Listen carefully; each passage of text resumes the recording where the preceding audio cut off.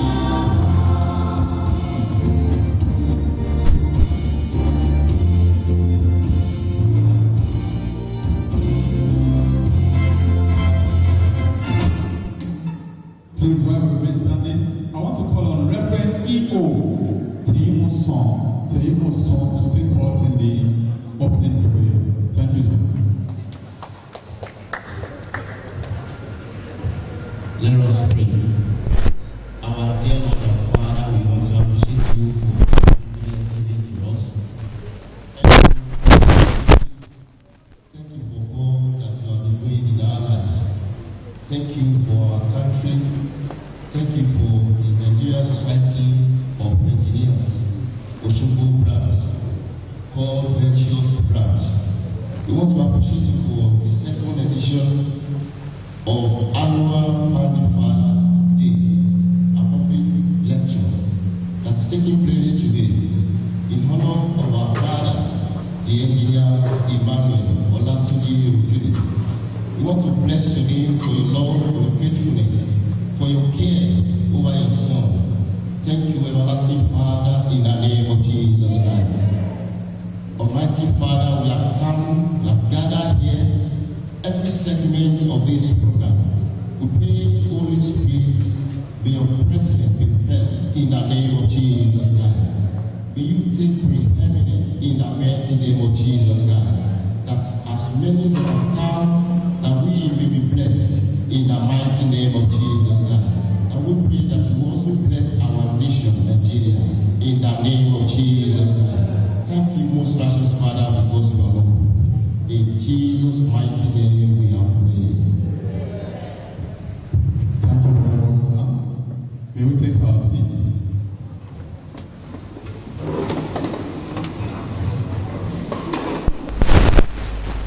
Very quickly, I want to take a few recognitions as we have on our program from the event. The chief host of today is His Excellency Senator Ademola Jackson Rodi Adeleke, the Executive Governor of Osun State. He is the one that is the chief host for today's program.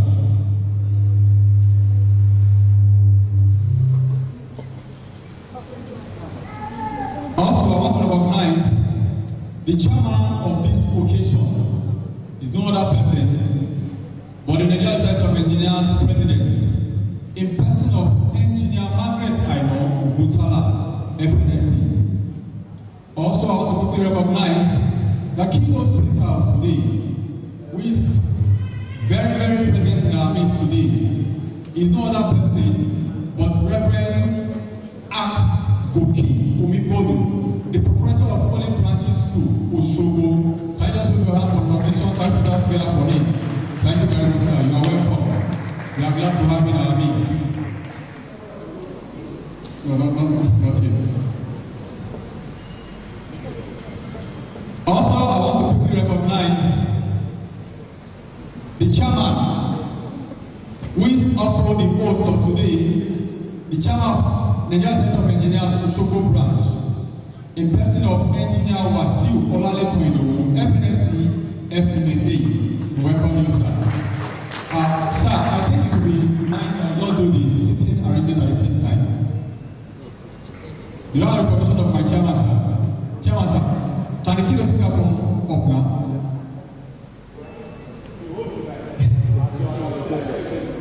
All right, sir. Oh, thank you very much, sir. Please, sir, the keynote speaker, sir. Oh, President of NSE. Oh, please come up, sir. The President of NSE, who is also Engineer Professor Olumide Ogundipe from the Civil Engineering Department of Ekiti State University, EXO. He is also a national ESCO member. You are welcome, sir. I'm very sorry, sir. You are welcome, sir.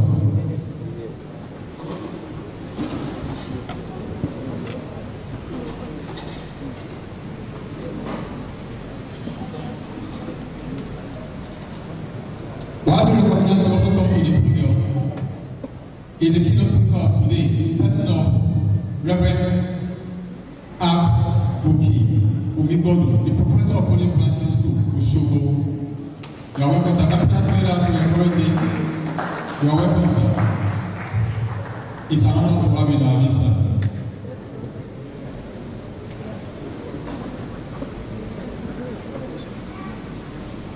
I think it also be an honor to bring up to the podium the host of today, in person of Engineer Wasiu Olalekoido, FNSE FNSE, and his spouse, Chairman Osogbo branch, the Virtuous branch of NSE.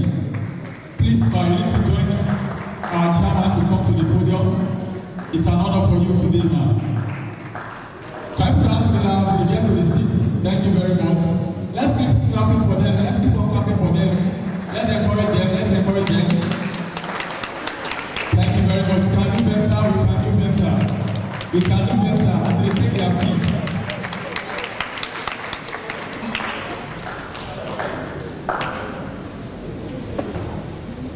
You're welcome, sir. You're welcome.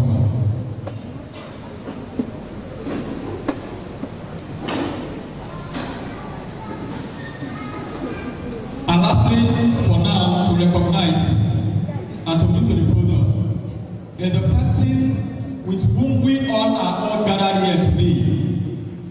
honor and to celebrate. As we are marking the second edition of the annual Founding Father's Day and public lecture in honor of Engineer Emmanuel Tunji, FNSE, he was the past chairman that served this noble branch from 1991 to 1992. Daddy Abomi, it's an honor to have in our midst today. Capital together as we bring Daddy Abomi to the podium. Today is to recognize your good service to this state and to Nigeria as a whole. Remembering, we don't want to just remember our heroes when they are gone. We want to celebrate them while they are still here in our midst. And that is why NSE Osogbo, the British branch, is taking that time to have this second edition. Congratulations, sir. Congratulations, sir. It's an honor to have you.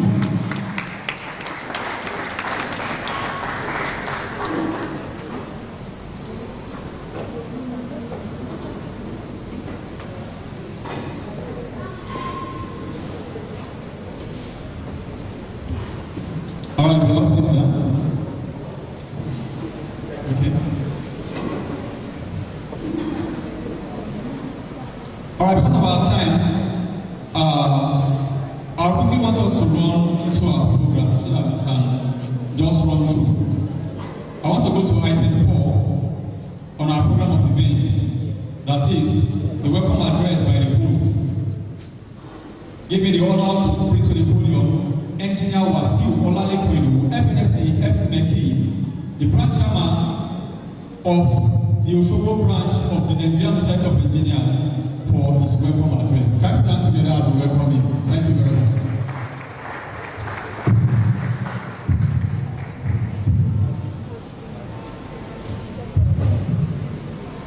My father, Engineer Phillips,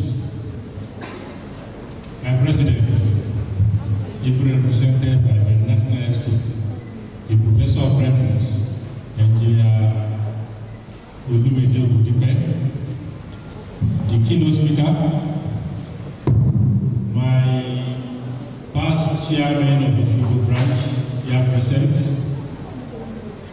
Engineer Engr Emmanuel, Engineer Ademola, my IPC, Engineer Wali Adonde, the elders of our branch here present. I want to recognize 2 of them particularly. Engineer Emmanuel, Engineer CME, the division chairman here present, our distinguished guests, the inductees of today, honorable members of the Nigerian Society of Engineers, other distinguished guests, ladies and gentlemen, good morning to every one of us. I feel highly elated to stand before you this morning on this occasion of our annual Founding Father's Day 2024 through public lecture. The Nigerian Society of Engineers Osogbo branch was established in 1985. By next year, will be 40 years old. I want to commend my IPC, Engr Emmanuel, who moved the idea of celebrating the forerunners of the branch. This edition is supposed to be the 3rd edition, so eventually this comes to be the 2nd edition. Because today is dedicated to celebrating those who have toiled and struggled to birth NSE Osogbo branch and nurtured it to maturity as we see today. It was for that particular reason that we did not hold it last year. But we thank God that here we are today, celebrating the day. As I've said, the day is meant to appreciate those who thought of establishing a branch for us here in Osogbo. Not that they just thought of it, they struggled to establish it. when there were not so many engineers, they struggled to gather themselves together. When there was no money, they made their money available to make sure that the branch was established and family established for that matter. That is why the idea came that these people should be celebrated annually, especially those who have held the helms of affair of civic branch at one time or the other. Last 2 years ago, it was Engineer Fakubujo. Today, it is our own father, Engineer Engr Phillips, that is going to be celebrated.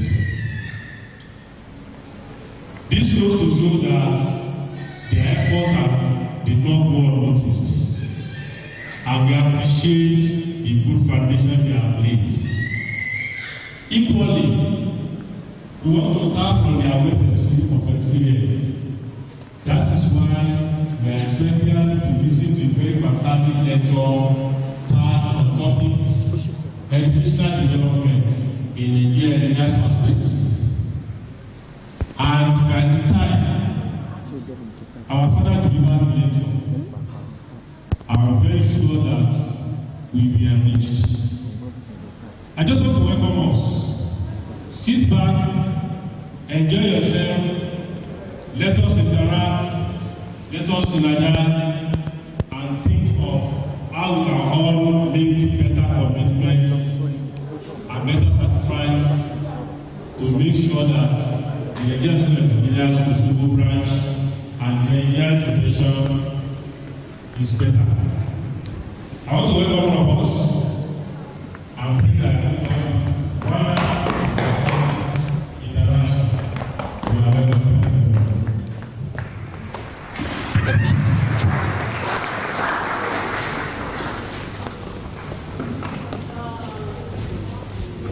Thank you very much, sir. My chairman.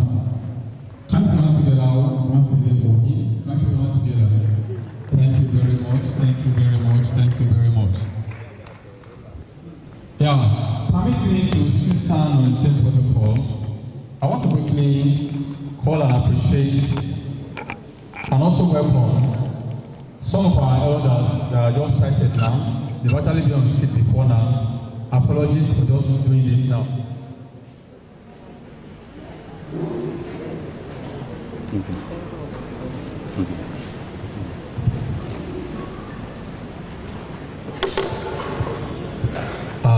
Permit me to quickly recognize the following people. They've actually been seated before now. I'm very sorry for just doing this now. Permit me to welcome and appreciate especially Engineer Emmanuel Adiago, FNSE. He was one of the past chairman of this same branch, 2004 to 2006. We recognize you, sir. Can we put together for him? Thank you very much, sir, for playing your own role at those periods. On what you have built in those times, that is what we are leveraging on. Permit me to also quickly recognize in our midst today, Engineer Chief Zakaria Adeboye Ademola, FNSE. He was the chairman 2012-2014.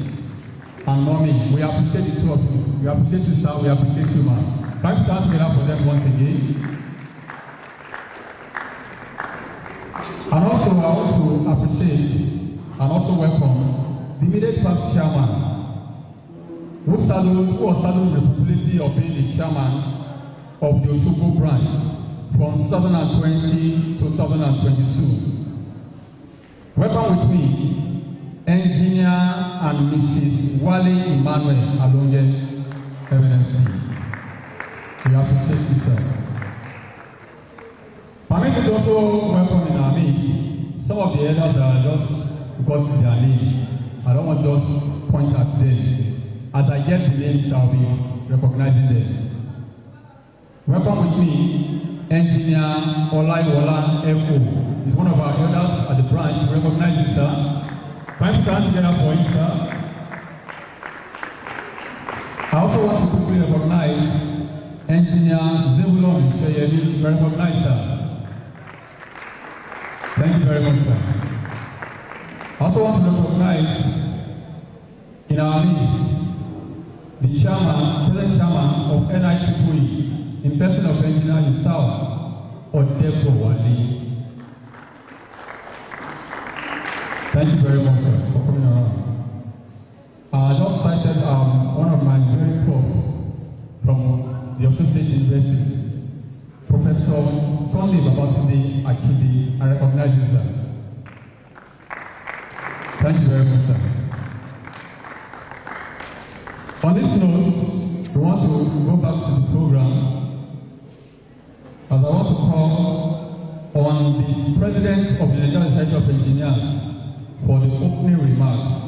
Ably represented in person of Engineer Margaret Aino Utala, ably represented by Engineer Professor Olumide Ogundipe from the Civil Engineering Department in the State University, and also a National ESO member for the opening remark. Thank you very much, sir. Thank you guys together as we come to the podium.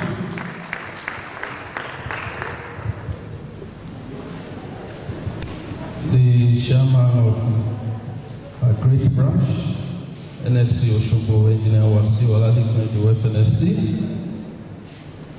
The past chairmen who are the pillars of this branch. They are the reason why we are here today celebrating our keynote speaker, the lecturer of today, also the past chairman being celebrated today as Engr Emmanuel of FNSE.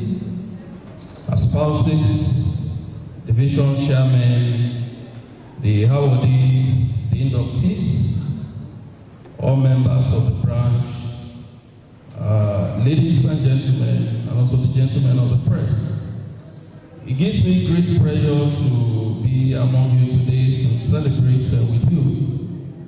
And I'd like to inform you that the President herself would have loved to be here in person. Because she really owes an high esteem the chairman, the past chairman, and all members of the branch. But for the fact that she has other engagements, and that's the reason she has asked me to come here today to come and stand in for her. So, and she has specially prepared her speech. So I'll be reading a speech which is coming directly from the president. So whatever I'm reading here is going to be directly from the president. But before I go into the speech, I want to congratulate the chairman, to congratulate all our past chairmen, the executive committee of the branch, the division chairman, all members, our spouses, for this celebration. It is worthwhile, and it is a program that I believe all our branches must emulate. It is indeed a great thing to appreciate our leaders who have contributed in no great measure to the development of our branch. So this is a program that I would recommend that all our branches must emulate and have as part of their programs for the year. So I want to once again congratulate all of us. So I'm going to start reading the speech of the president. I'm pleased to be here today to preside over this event as chairman. The Founding Fathers Day, an annual public lecture of the Nigerian Society of Engineers, Osogbo branch, as a march, as a proof of our commitments, as a responsive professional organization.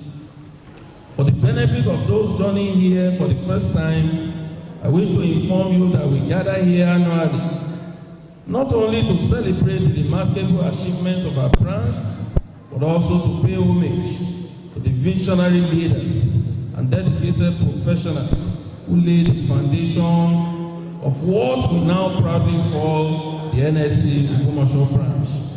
I wholeheartedly congratulate the executive committee, our outstanding fellows, and vibrant members on the consistent hosting of this laudable business program, which offers the opportunity for us to enrich our knowledge on the nitty-gritty of empowerment, fight against poverty, entrepreneurial growth, and self-reliance, as well as exploring avenues of contribution to the rapid development of our host, the state of Osogbo.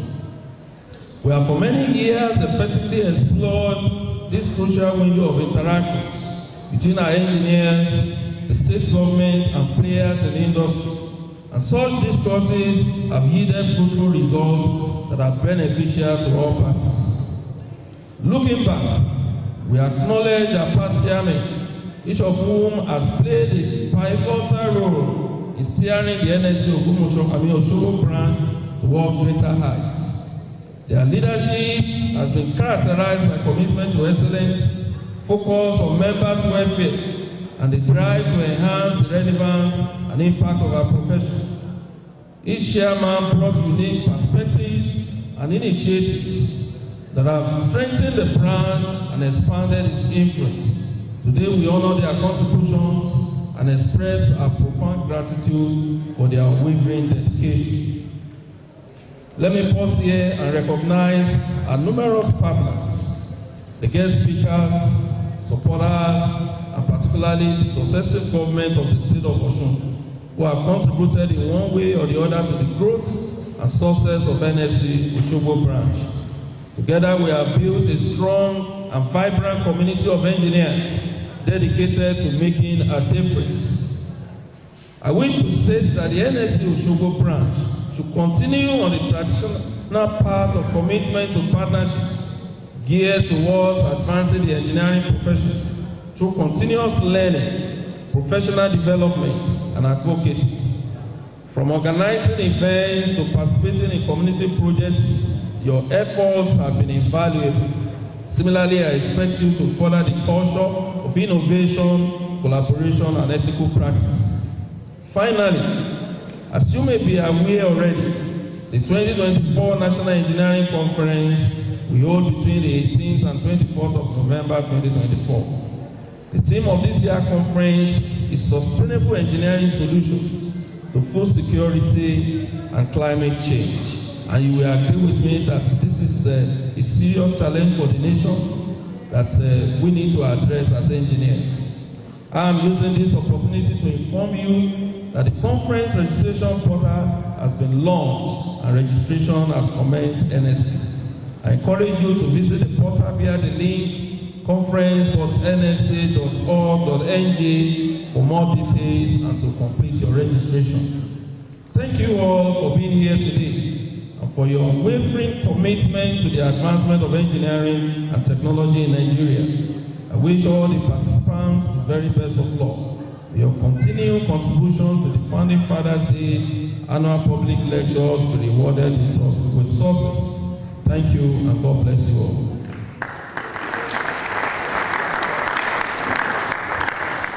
Thank you very much, sir. Can you come together for a better time for the President of the Nigerian Society of Engineers? We can do better, please. We can do better. We can do better. That is the National President's address that we don't have now. Thank you very much, sir. You know, many people used to ask, why is engineering so different from every other courses that we have in the face of the world?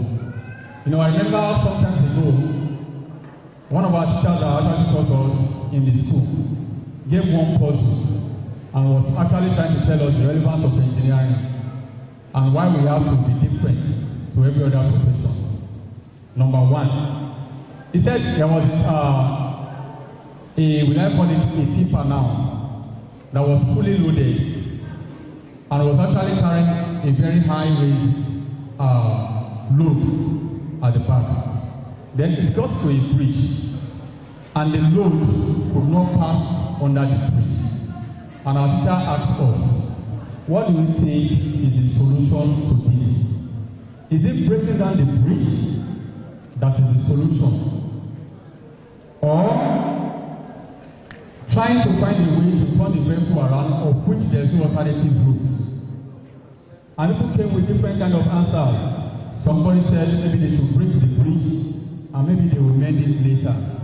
Some other person said maybe they should just drop that thing without continuing to move. Then an engineer came up and said, sir, we have something that we could actually do. And the teacher asked the person, what is that thing? He said, as an engineer, we need to look at the cost of breaking down the bridge and making another one. Compared to doing one smaller other thing. And the teacher said, what is that smaller other thing?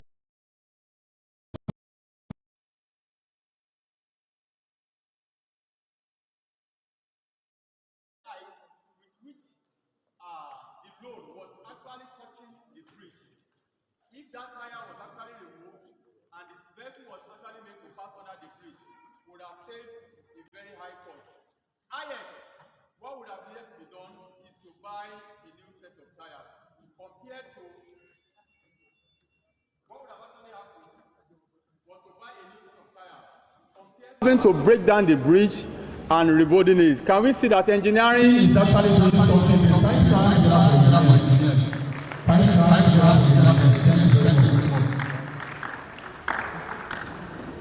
All right, while I was just trying to start that small joke, I saw some of my elders also coming in. Permit me to quickly recognize Engineer Olutayo Adedosu, Chairman, Nigerian Institute of Agric Engineers.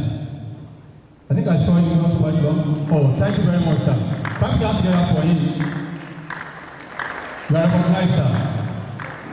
I think I also saw my IPC, NSE, okay, maybe it's not there. Permit me to, okay, it's around. Oh, permit me to also welcome and appreciate Engineer Dr. Dauda Adekule Folarin, immediate past chairman, Nigerian Institute of Electrical and Electronic Engineers. Thank you for coming around, sir. As I was talking, I saw one of the past chairmen that also came in. He was the chairman,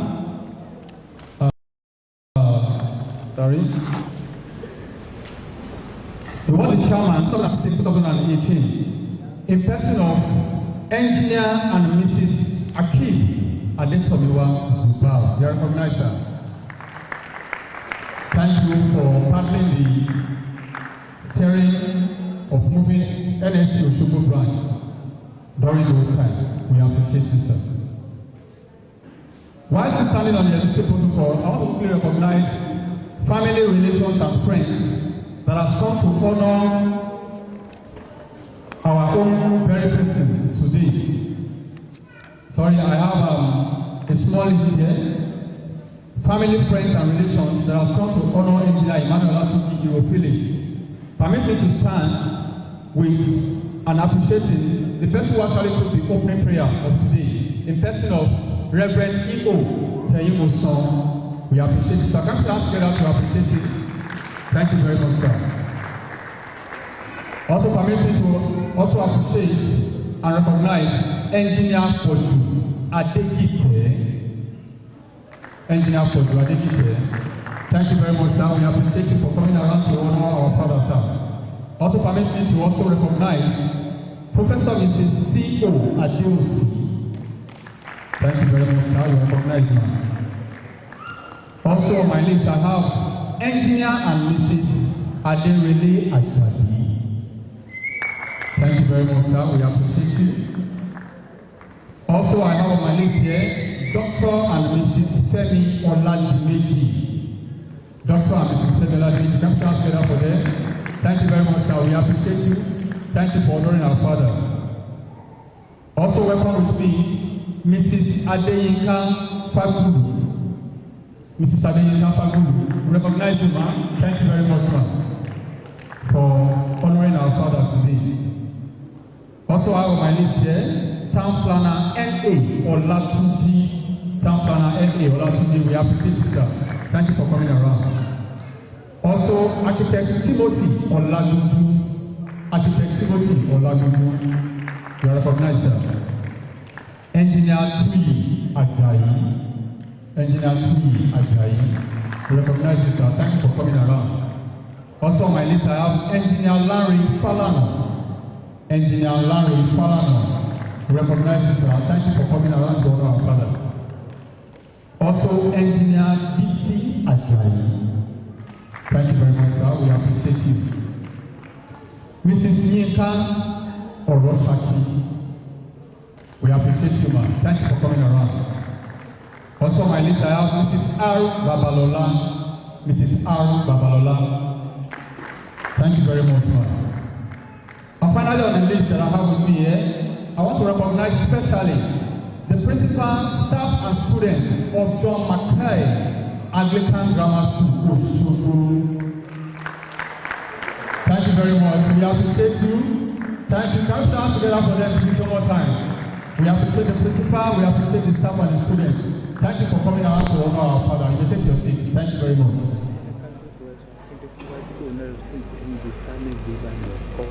Thank you very much, sir. I'm just asked to bring to the podium Professor S.D. Akinde, who is representing the NSE Osogbo Global and Ideal Limited, Lagos, because he's one of our awardees. Prof. Sir, please, you may please come to the podium, sir. Thank you very much, sir.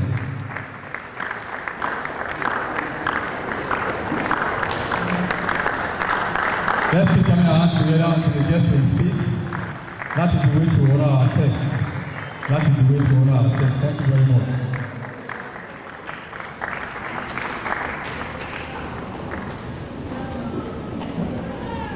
You are welcome, sir. All right, we quickly go to the item 6 on our program of events, which is the keynote address to be taken by Reverend Architect Oki Umibodu, the proprietor of Holy Branches School, Holy Branches International here in Osogbo. We welcome you, sir. Come and take your keynote address. Thank you very much. Please permit me to rely on the protocol already established by the chairman of the branch and other people who have spoken before me, because I've been told that I have exactly 20 minutes to speak, and I want to try as much as possible to keep within the time frame. The time is 11:40, so I'm putting you on notice. Look at the time. But in relying on the protocols already established, I still have no choice than to recognize certain constituencies to which the person being honored today belongs. And I'm proud to declare that I have always admired Engineer and Mrs. Errol Phillips, because for a number of reasons, many things that he did, like some 10, 12 years ahead, I will just find myself doing those things. And I remember a long time ago, I can't remember exactly 1 year, I asked him, how are you able to cope with doing so many things at the same time in the choir, secretary of this, president of that, chairman of this?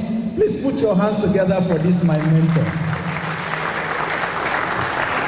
So in spite of the fact that the protocol already recognized you, I still want to celebrate you again, and perhaps in the constituency of being a mentor. This I confided in you a long time ago, but many people would not know that you are one of my mentors. Please put your hands together for Engineer and Mrs. Errol Phillips.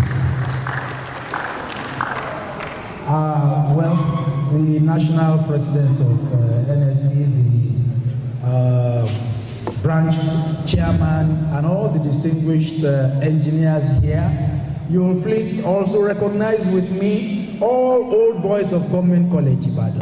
That is old boys and young girls. Please stand up for recognition. Old boys and young girls of Government College Ibadan. Please put your hands together for these ones.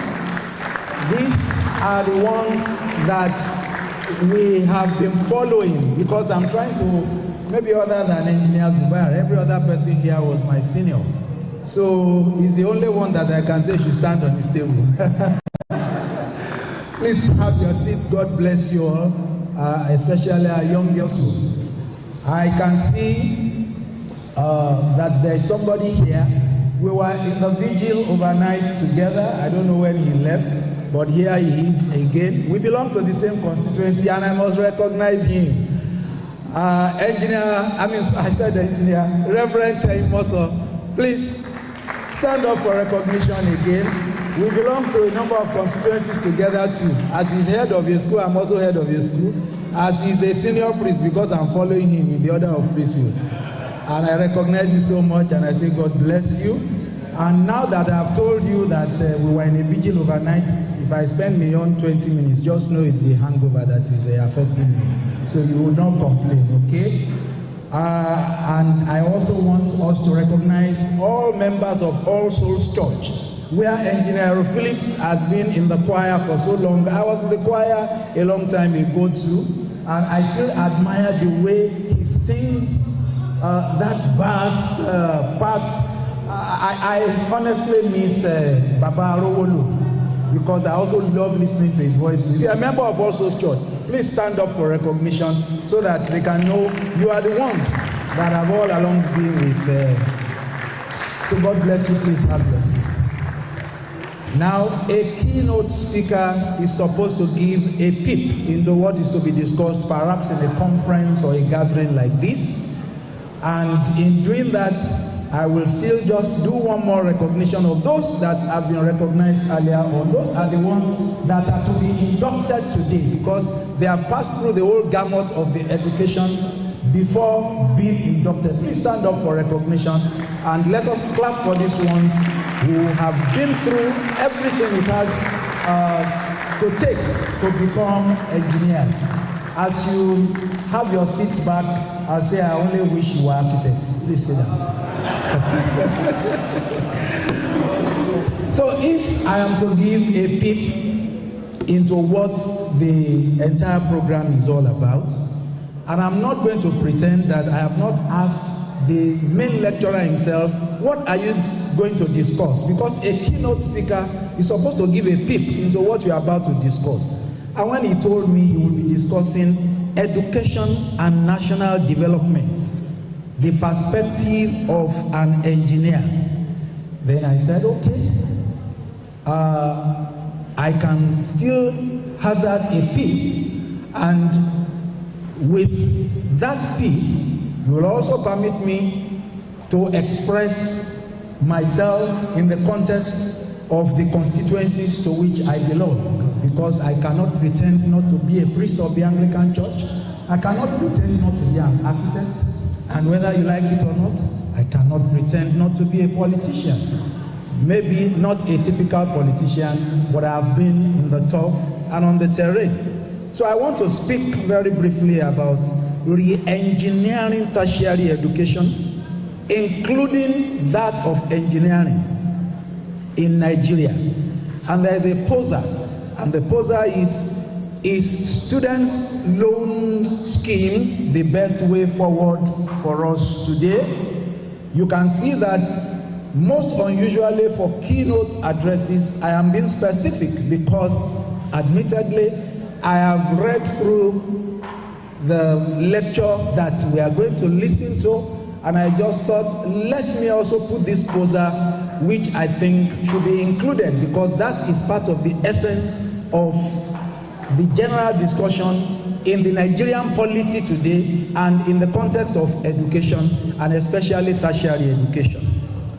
And then I thought of myself, I already said it. I said Engineer Phillips had been in a number of places several years before I got into those places. He was at Government College Ibadan, maybe about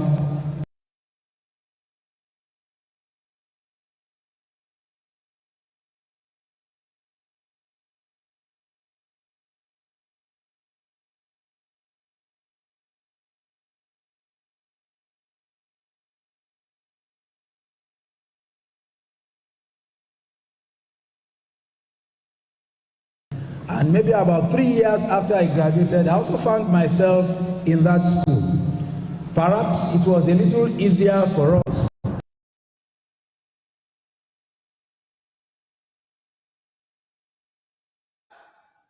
remember that was the first people that did jam into the universities. And I remember that when we got into the university, they used to make fun of us, IYC, IYC, because we were so young.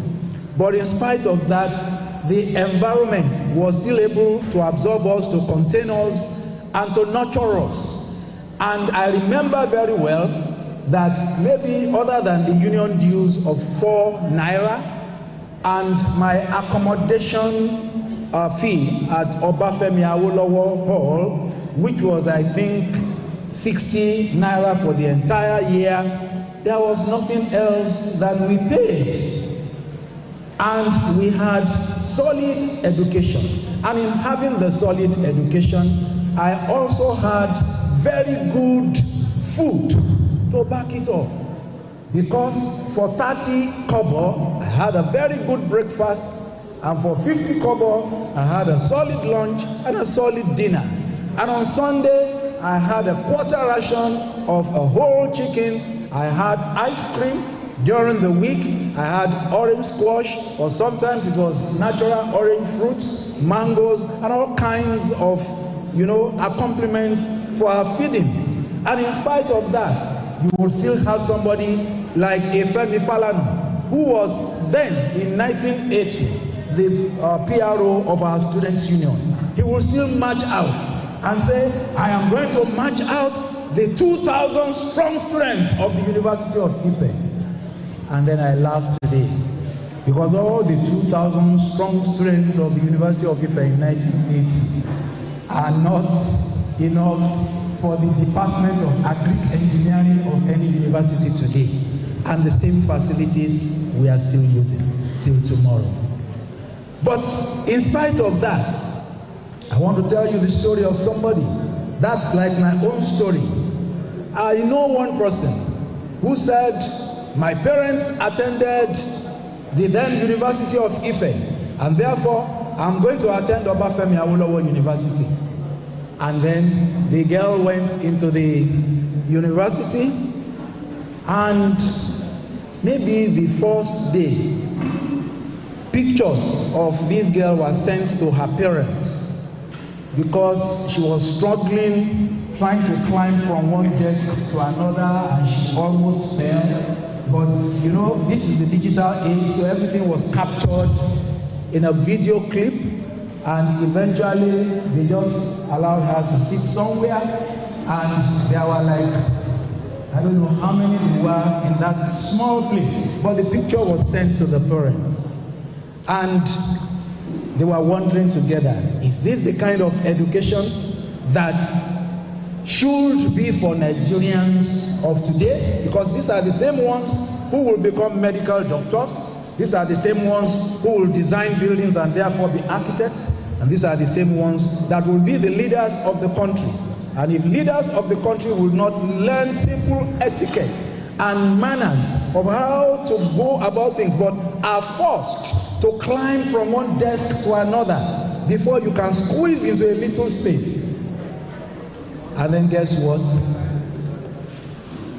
On an occasion, the parents of the child also went to the school to find out what is happening here, and sat in, they call it, I think they call it, it's by the central cafeteria now, they call it maybe 1,000 seater at the Obafemi Awolowo University. I believe that's the name it is called. And in that place were definitely more than 3,000 people. And then a lecturer came in, nicely dressed, just in casual shirts and trousers, and he was looking smart when he came in. And within 15 minutes of his starting the lecture, you could see the mark of sweat ran around his 2 armpits. And 30 minutes into the lecture, he was completely draped. And that is the lecturer in the university. And shortly after that, the university lecturers ASU went on strike. And so they would not go to school 1 month, 2 months, 6 months, 1 year, going into 1.5 years. And then the parents of this girl called her and said, look, Had it been that you were a boy, it would be understandable. We don't want your colleagues in other countries to be grandmothers before you get your first degree. So you may not have a choice than to forget this dream of wanting to attend the same university as your parents. So you may have to get out and go into another country for your education. And that was nicely packaged eventually. And the parents will struggle to pay the fees, queuing money up at the Central Bank of Nigeria. Now you are beginning to wonder this issue of the student's loan that I said we should also examine. And eventually, after a long time, the fees will be changed into the currency of that country and it will be paid. And suddenly, after the girl managed to finish her first degree and will start her master's degree, there was a change of government. And the new president came and said, subsidy removed. And 2 weeks after, the new president said, no more parallel markets for foreign exchange, unification of the exchange system. But you and I know that the parallel market still exists till tomorrow. The only thing that has changed is that the banks will no more pay school fees, that parents will queue in the banks. And eventually, these students, you are aware, I can start mentioning several universities that I've seen that have sent students out of the UK. The students that have been sent out of the UK that are of Nigerian origin, that one way or the other I have either read about or known in the last 1 year, cannot be less than 2,500 that I know, not that I read about somewhere. And so, even as the parents of this particular girl struggled to pay the fee, they said the fee, because they had to go to the black market to change money and everything. In fact, they had to get, somebody, a God sent somebody who just said, okay, now that I know this situation, even though I don't know you, I don't know anything about this girl, I don't know anything about your family, I am paying the fee, but I am lending you money. You will pay me back. It's all right. And then, pronto, the money was sent, but the money would also still not leave Nigeria until Monday. And the deadline was Friday.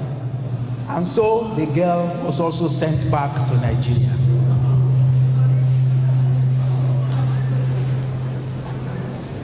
Now, the girl that I'm talking about is my daughter. So if anybody has been seeing my daughter around in the past few weeks, that is her story. That is the Nigeria that she was born into. There was nothing that the lecturers there didn't do. They said, because she carried her transcripts from Ife to that university in the UK, and she was making a comfortable first class here, and she was also making a comfortable first class there, and so the university lecturers there said, we will support him. That's how I got to know about the others. Then the students' union said, support her. Then the students' union said, we will support her. And that's how they all started gathering themselves together. And in huge numbers, they got no support. Not from their country, not from anyone. Now, is this the kind of education that we want to give our children? Funding tertiary education in Nigeria should be such that we will not even have to send our children abroad at all. Because I dare say it very loudly that my daughter insisted, Daddy, I'm not going out of this country. When I finished studying here, in any case, to the glory of God, we have had occasions to take them on excursions around the world. So it's not as if we want to go and study. They said, no, we want to have the kind of education that you have. But we had no choice than to push them out. And even in pushing them out, they were pushed back home. And in droves, they are still being pushed back home today. Is this the kind of education that we want for our children? Why can't we have free education? And that is my thesis. That is my hypothesis. You can go and check it. I strongly believe that nothing stops us from having free education up to the first degree level in this country for engineering, for architecture, for medicine, for any course whatsoever. Because I know that these children that leave Nigeria to study in other countries of the world pay at least 3 times the fees that the locals of those countries would pay. And we want to borrow the idea. I'm happy a university professor is here, and I can see Professor Adeoti there too. And we want to borrow the idea of the students' loan scheme of other lands. And then I ask a question: what happened to the People's Bank? And recently we read that even General Ibrahim Babangida, who set up the People's Bank, said he already knew the people would not pay back, but that they should still give them the money. So that it was a nice way of doling out money. And so I am asking if that happened then, and under the scrutiny, and I can imagine the headmastership of Taisholari, then what would happen to the students' loan scheme? Or perhaps that is too far and you may not be able to remember. Pray, what happened to the trader money that my very good friend and brother, because together we were in the Bible school, he used to sit right behind me. That is Professor Yemi Oshibaju, our immediate past vice president. What happened to the trader money that he was distributing all around? I'm looking forward to the day when I will meet him again and say, Prof, where is trader money? Where are all those other funds that are just doled out and then they are not accounted for? Why can't we account for the funds properly in a way that we can judiciously say we have spent this on education, and then it will be for education for all and not for certain people? Because I have not seen that scheme in this country.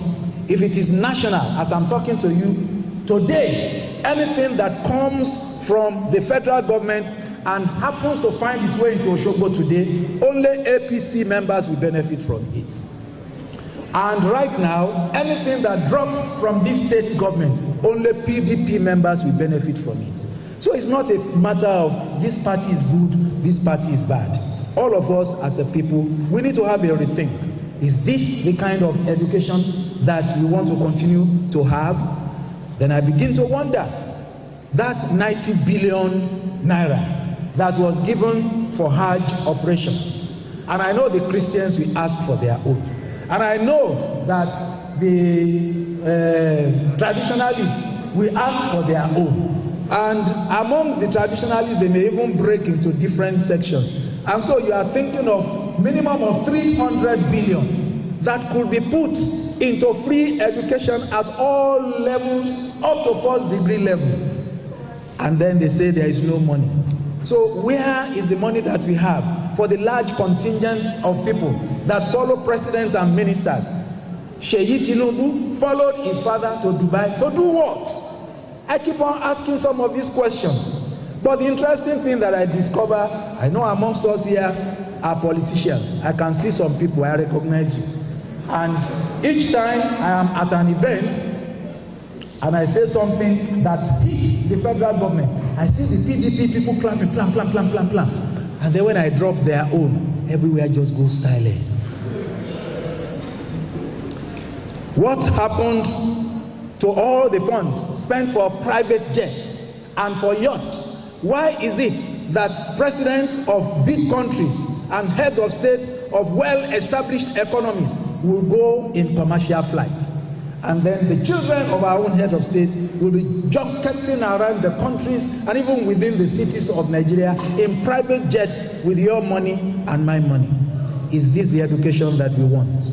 And then they will say, oh, it's all about the old generation.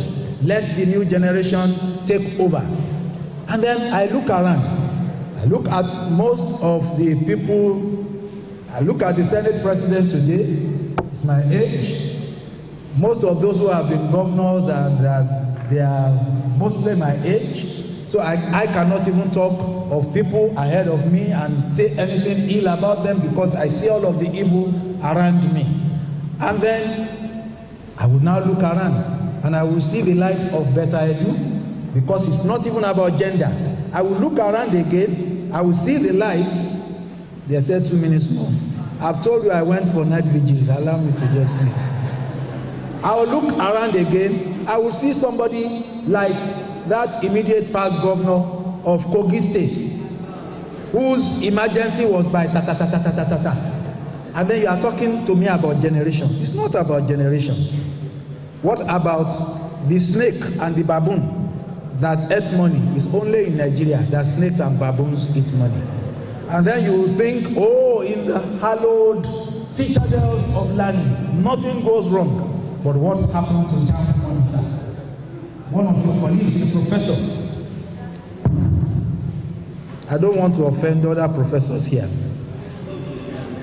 So, can blocking the loot open channels for funding free tertiary education up to bachelor's level and HND? So I'm now posing the question back to you. I do not want to be sure it would. More questions will arise when the honoree of today and the main speaker gives his lecture. But I want to throw a challenge to the Nigerian Society of Engineers that what can you do in spite of all the problems that younger people will encounter to make it easier for them to still get educated and get inducted? I am asking this question because I am happy I have a colleague here who is an architect who can bear me witness. I also happen to be in the National Council of the Nigerian Institute of Architects and in the Strategic Committee, the highest executive body there. And I dare say that I am a one-man riot squad there. Because in spite of all the problems in the country, you will still see some principalities who will still want to make life difficult for younger people who still want to come into the profession.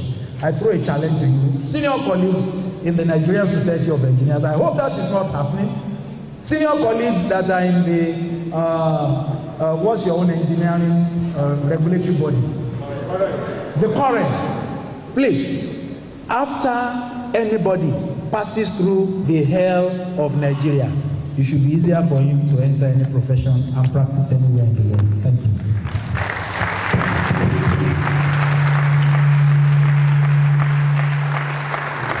Can we put our hands together once again for our keynote speaker, in person of architect Goki.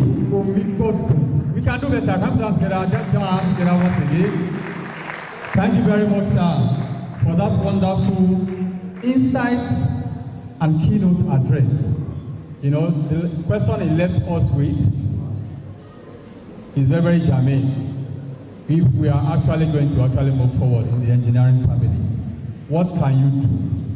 What can I do? In spite of the problems on ground, to have a well-furnished engineer that will move on with this profession.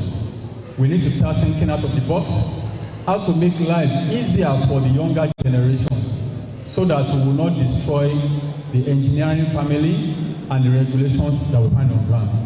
May the Lord help us in this country as we are all been praying. Permit me to quickly recognize, as we move on, one of our elders, a very fervent one.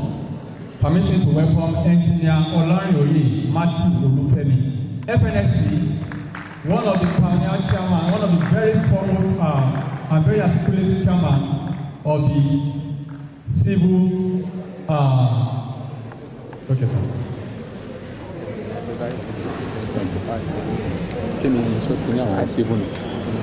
Nice. He's one of the past chairmen of NICE. He's a very nice man. Engineer Emmanuel, I recognize you. Olarioye, brother. Also permit me to also recognize the present NIMECI chairman, in person of Engineer Bosedi Antonia Oyepoli, MNSE FNSE. I recognize you, man. Àwọn obìnrin bí ọkùnrin nìyẹn o, àwọn tọ́lọ̀ kókò sí obìnrin ní engineering, chairman obìnrin kan nìyẹn, engineer dẹ̀ ni wọ́n, I recognize you. Also permit me to recognize Professor Onifade, a very wonderful member of the APWE, Association of Professional Women in Engineers in Nigeria. We recognize you, man.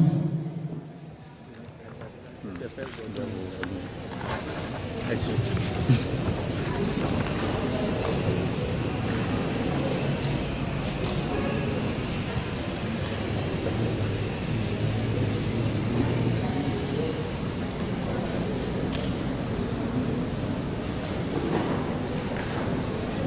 right. As the keynote address was running off, I saw one of our past chairmen that also came in. Permit me to also recognize a person of Engineer Abdul Fatai Adebayo, FNSE, one of the past chairmen that served this local society within the years 2003 and to 2004. Recognize you, Daddy. You are welcome, sir. Thank you very much, sir, for honoring Engineer Daddy Hero Phillips for today. I also quickly want to call to the podium the person that will be representing one of our awardees for today. He's one representing Engineer Olariwaju Abel Adeleke, MNSE, the Chairman Managing Director of Peculiar Ultimate Concerns Limited, in person of Mr. Lepon Adeleke. Can you please come up to the podium? You have to set up here. Can somebody help to assist him while he takes his rightful seat here? Thank you very much. Let's continue jumping our hands until he gets to his seat. We can do better. Thank you very much. Thank you very much. It's one of the distinguished awardees for today. Also from the celebrity, the one we are honoring today, he also asked me to recognize some other family friends and colleagues that just came in now. I want to quickly recognize Mrs. Labepe Adiepo. All right, ma. Recognize you, ma. Thank you for honoring our father.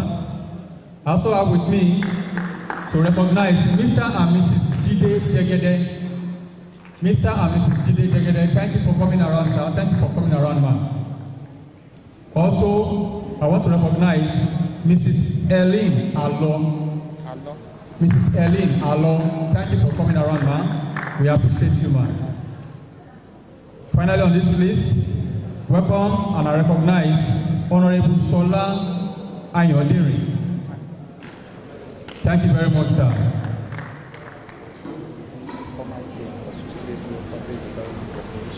I quickly want to recognize the former GM, Osun State Property Development Corporation, in person of Engineer A.T. Ajitimobi, MNSE. We recognize you, sir. Thank you for coming around and honoring our father today.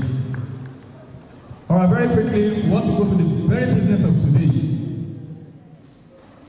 As you permit me to call on the one we are all gathered to honor today, in person of Engineer Emmanuel Tunji Phillips, FNSE, past chairman 1991 to 1992, has the right to his feet, together with his wonderful wife, to come to the front here. Sir, you need to come down, sir, because you want to do your citation before you come up to take the lecture of today. Thank you, sir. Thank you, ma'am. You are coming down, sir. This way, ma'am. This way, ma'am.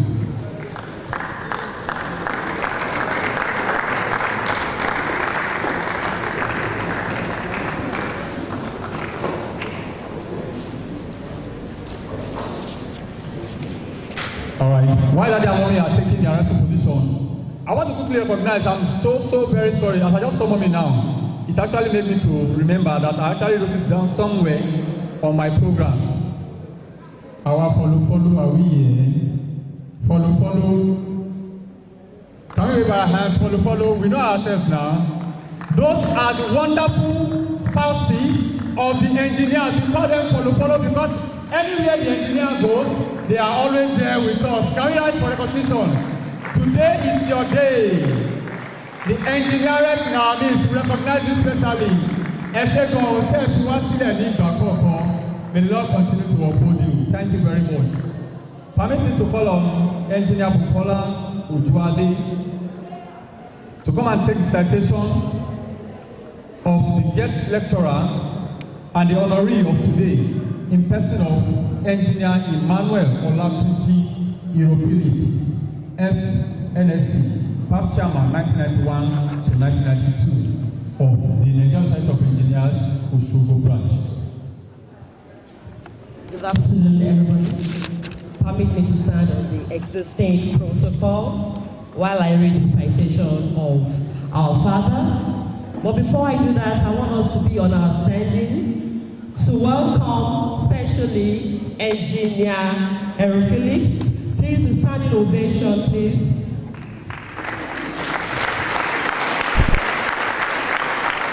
Daddy, Mommy, you're blessed. You're welcome. Can we have a seat, please? The citation of Engr Emmanuel Olatunji Phillips, FNSE. Engr Emmanuel Phillips was born on the 3rd of November 1952 in Lagos. He is a native of Ogun State in Ifo local government. He attended Government College Ibadan between 1966 through 1972. University of Ife, now Obafemi Awolowo University, in the year 1972 to 1977. Engr Emmanuel Phillips bagged several educational qualifications and professional qualifications, amongst the numerous BSc honors in Electronic and Electrical Engineering in July 1977. And the professional qualification is the elected member of the Nigerian Society of Engineers, NSE, in March 1984. He's a registered member of COREN, that is registered member of Council for the Regulation of Engineering in Nigeria in the year 1984. He was trained in Bilal and Bokoro in India for instrumentation of production units of the steel plants in the government-owned plants. Trained on the design of instrumentation for steel melting at Mekon, MECON, in Ranchi, India. Then the work experience. He was employed as Engineer 2 by the Nigerian Steel Development Authority before it was unbundled in Ajaokuta Steel Company Limited, Raw Material Company, Research, etc. in 1979 to August 1st, 1978. He transferred his service to Osogbo Steel Rolling Company in April 1981. He participated actively in the commissioning of plants between June 1982 and April 1983, when plants was officially commissioned. Head of the electrical maintenance section of the company in the year 1982, and rose to become the assistant general manager at the section in January 1993. He voluntarily retired from the service at Osogbo Steel Rolling Company Limited on August 18, 2001. Contribution so far to the Nigerian Society of Engineers and COREN. When the Osogbo branch of NSE was being nurtured around July 1984, we learned then that before a branch could be inaugurated, there should be at least 7 corporate members of the proposed branch. Okay, we were lucky to have just 7 of them. Then, the treasurer of the branch from the level of proposed for some years after inauguration, later became the vice chairman for 2 years back then. Served as member of the council committee on curriculum in 1987 to 1990, and he was selected with some other COREN member to monitor engineering-based enterprises that were practicing according to the standard expected. It was discovered that some steel products were producing below per product. Some engineers were relegated to the background. These were promptly reported, and some of the cases were rectified in 1990 to 2000. He was a liaison person between the NYSE Osogbo State and the NSE from 1992 to 2001, making sure that graduates of engineering were posted where they would be professionally useful to the nation and to themselves. He had several awards, which he received a branch award for the year. Also, a Golden Award of Excellence in Recognition as he contributed to the engineering profession from the headquarters of the NSE at their 50th anniversary in the society held in Ibadan in 2008. The activities after retirement, a few younger people together to found Octalogic, the group designed and installed to commission a security alert system which enabled the Nigerian police to force the contracted by the public in times of distress. I'm sorry. The system is still operational to date. He worked as a consultant with Envy Plan Consults, a consulting company during the rehabilitation of Adinyo Water Project of the Lagos State Water Corporation in the year 2011 to 2012. A resource person, facilitator with the Nigerian Water Institute, Kaduna, was also involved in training personnel of different state-owned water corporations or board of maintenance of pumps and electric motor in August 1996 to June 2001. He volunteered as a mathematics teacher, teaching ex-graduates at Anglican Grammar School.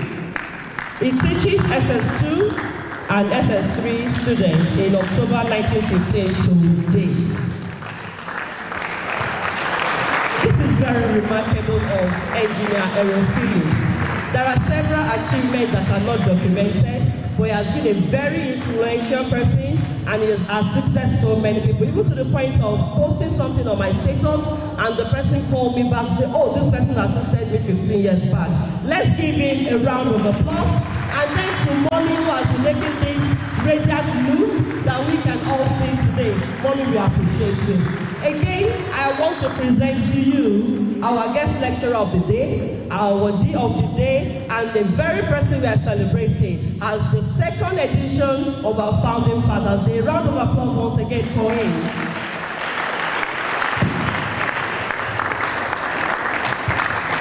The chairman, please. It's for him to come up.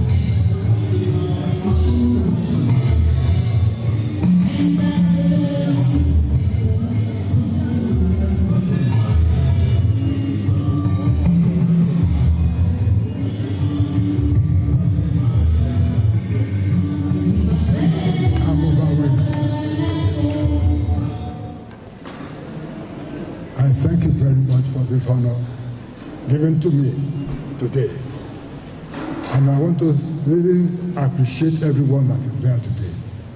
Otherwise, I know it because we started rather late. Somebody came from Ekiti and was here before 10. we that are in Osogbo are coming very late. It's very unfortunate. But please, let us guide against this in the future. I want to recognize some other people that are here today that have not been recognized. Engineer Baton, stand up for recognition. You have been absent from this society for quite a long time. Look at it very well. We have had so many engineers here today. Mrs.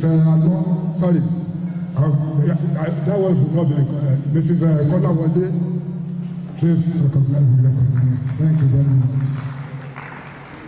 And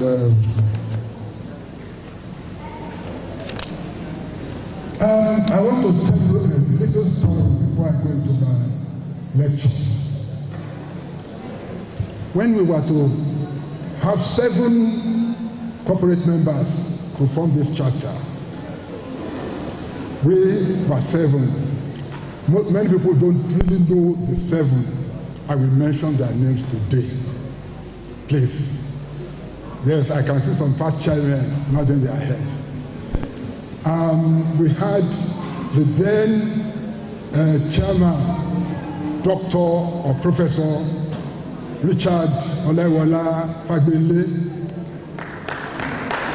is now late. We had Engineer Abdulaziz Babalola Dubi, also late, second chairman. We had Engineer Bodunde Fashoro, also late. So 3 of them are on the other side. But 4 of us are here on earth. 2 people are out of Osogbo.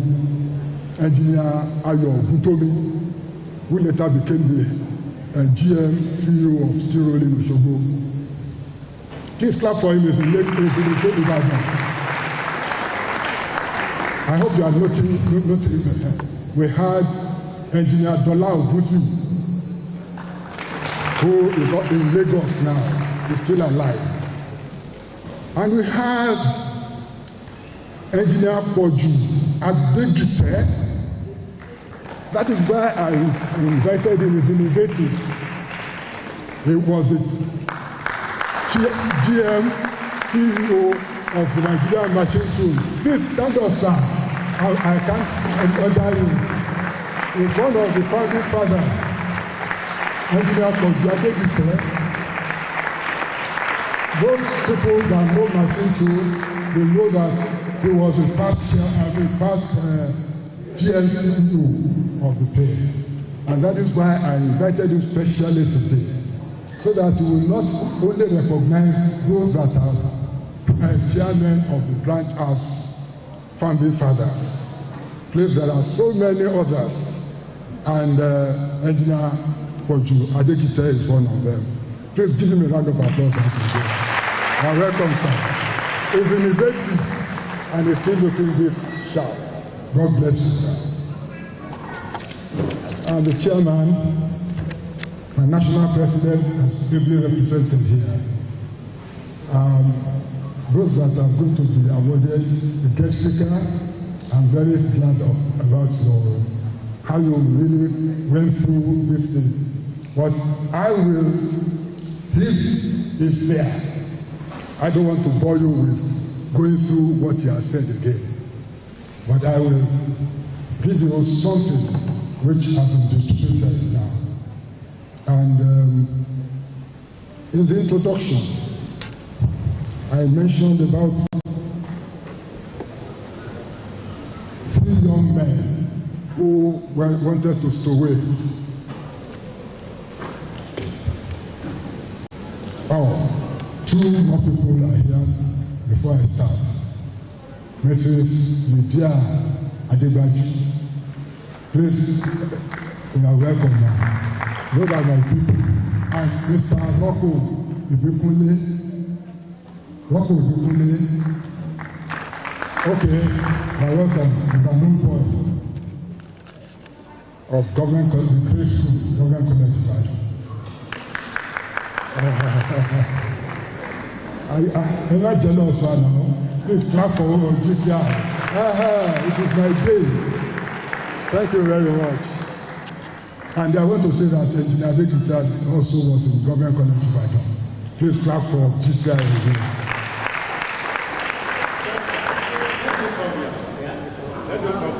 Baba Ajibite, sir, I've been mandated to invite you to the head to the podium. Please clap for him until he gets to the stage.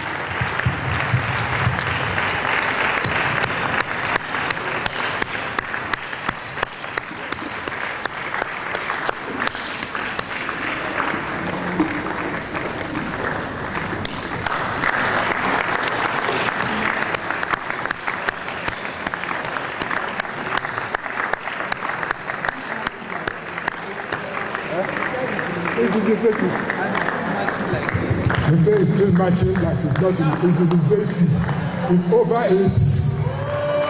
It's over 80 years old. Thank you very much.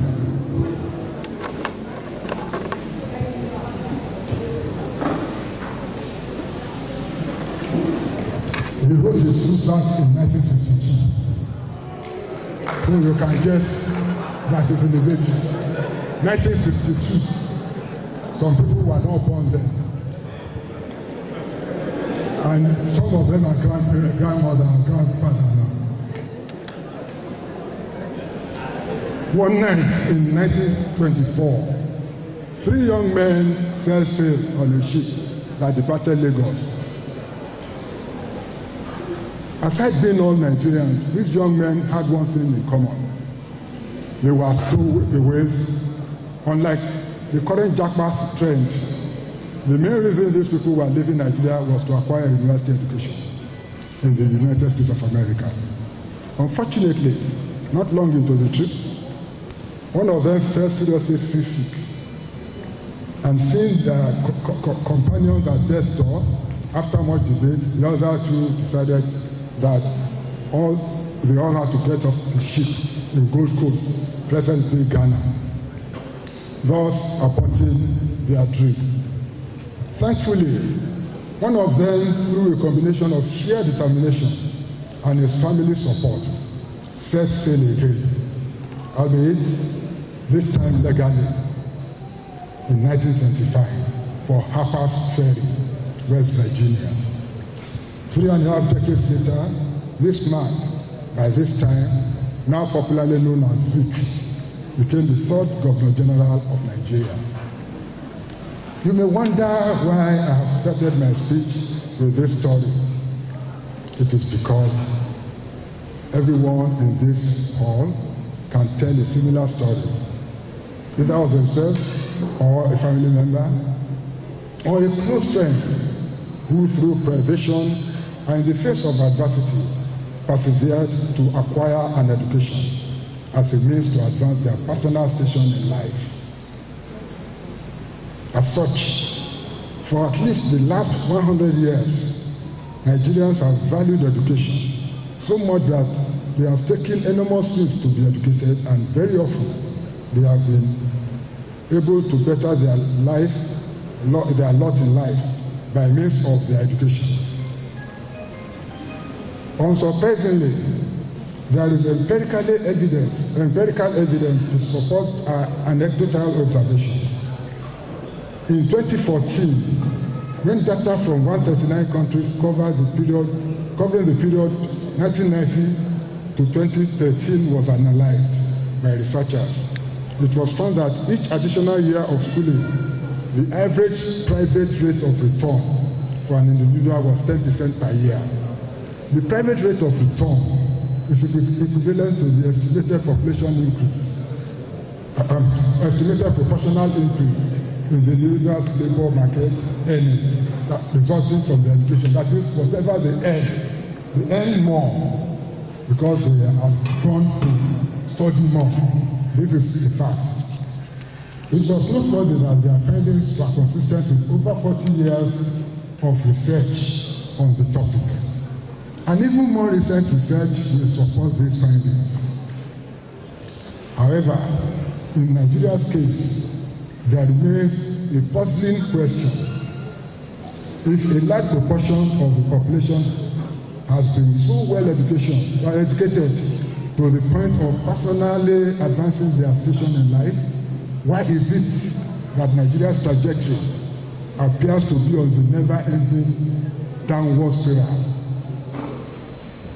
Of course, I appreciate the impact of corruption and bad governance I've had, but I believe that as a nation, we have barely utilized our knowledge or education base to collectively advance our law, which has also played a significant role.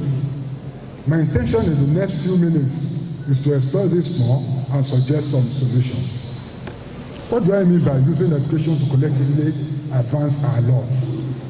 Simply by this, I mean that the education or knowledge that we acquire as individuals, while we have been able to individually use it to gain promotions and of good jobs, we have not on a large scale been able to use that knowledge and our education to develop the economy. It is perhaps useful to illustrate this with an example. In the 70s, when I graduated from my engineering degree, it was common practice for the federal government to either sponsor you for further studies or training overseas. However, it was also common that many of those people did not return to the country, or for those that returned, were never able to fully utilize the knowledge acquired from the training to develop the economy. When we finished our training in India, because we will go through London from Delhi or Bombay, we will go through London. It was from London some of our colleagues gave us a letter we should help them submit at home, their letter of resignation after the training, which we did for them, and it was accepted. So they continued living their lives overseas up till today. Some of them are dead now. God is the one that keeps others. It's by grace.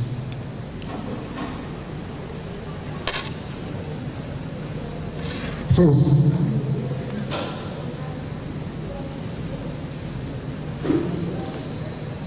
again, permit me to be more specific. Nigeria sent several engineering graduates for training in several skills. Okay, I've mentioned it. The knowledge acquired by these trained engineers only benefited them, not the nation. They benefited because they were working in England or any other place they went to. They did not return to Nigeria. Some of us returned to Ajaokuta. Some immediately NNPC started, crossed to NNPC. They went to training from there too. Some, even from NNPC, went to share. They were just bettering their own lot. And although the places were working, but these people, where are the refineries now? Where are the refineries? They were trained to do the refineries. But today, none of the refinery is working. Today, our training in the steel industry is gone. In fact, a friend of mine who worked in Delta Steel, he will tell me, Tunji, we wasted our youth. Regretting, we wasted our youth. But well, I told him we did not waste our youth. Nigeria wasted it. Let me continue.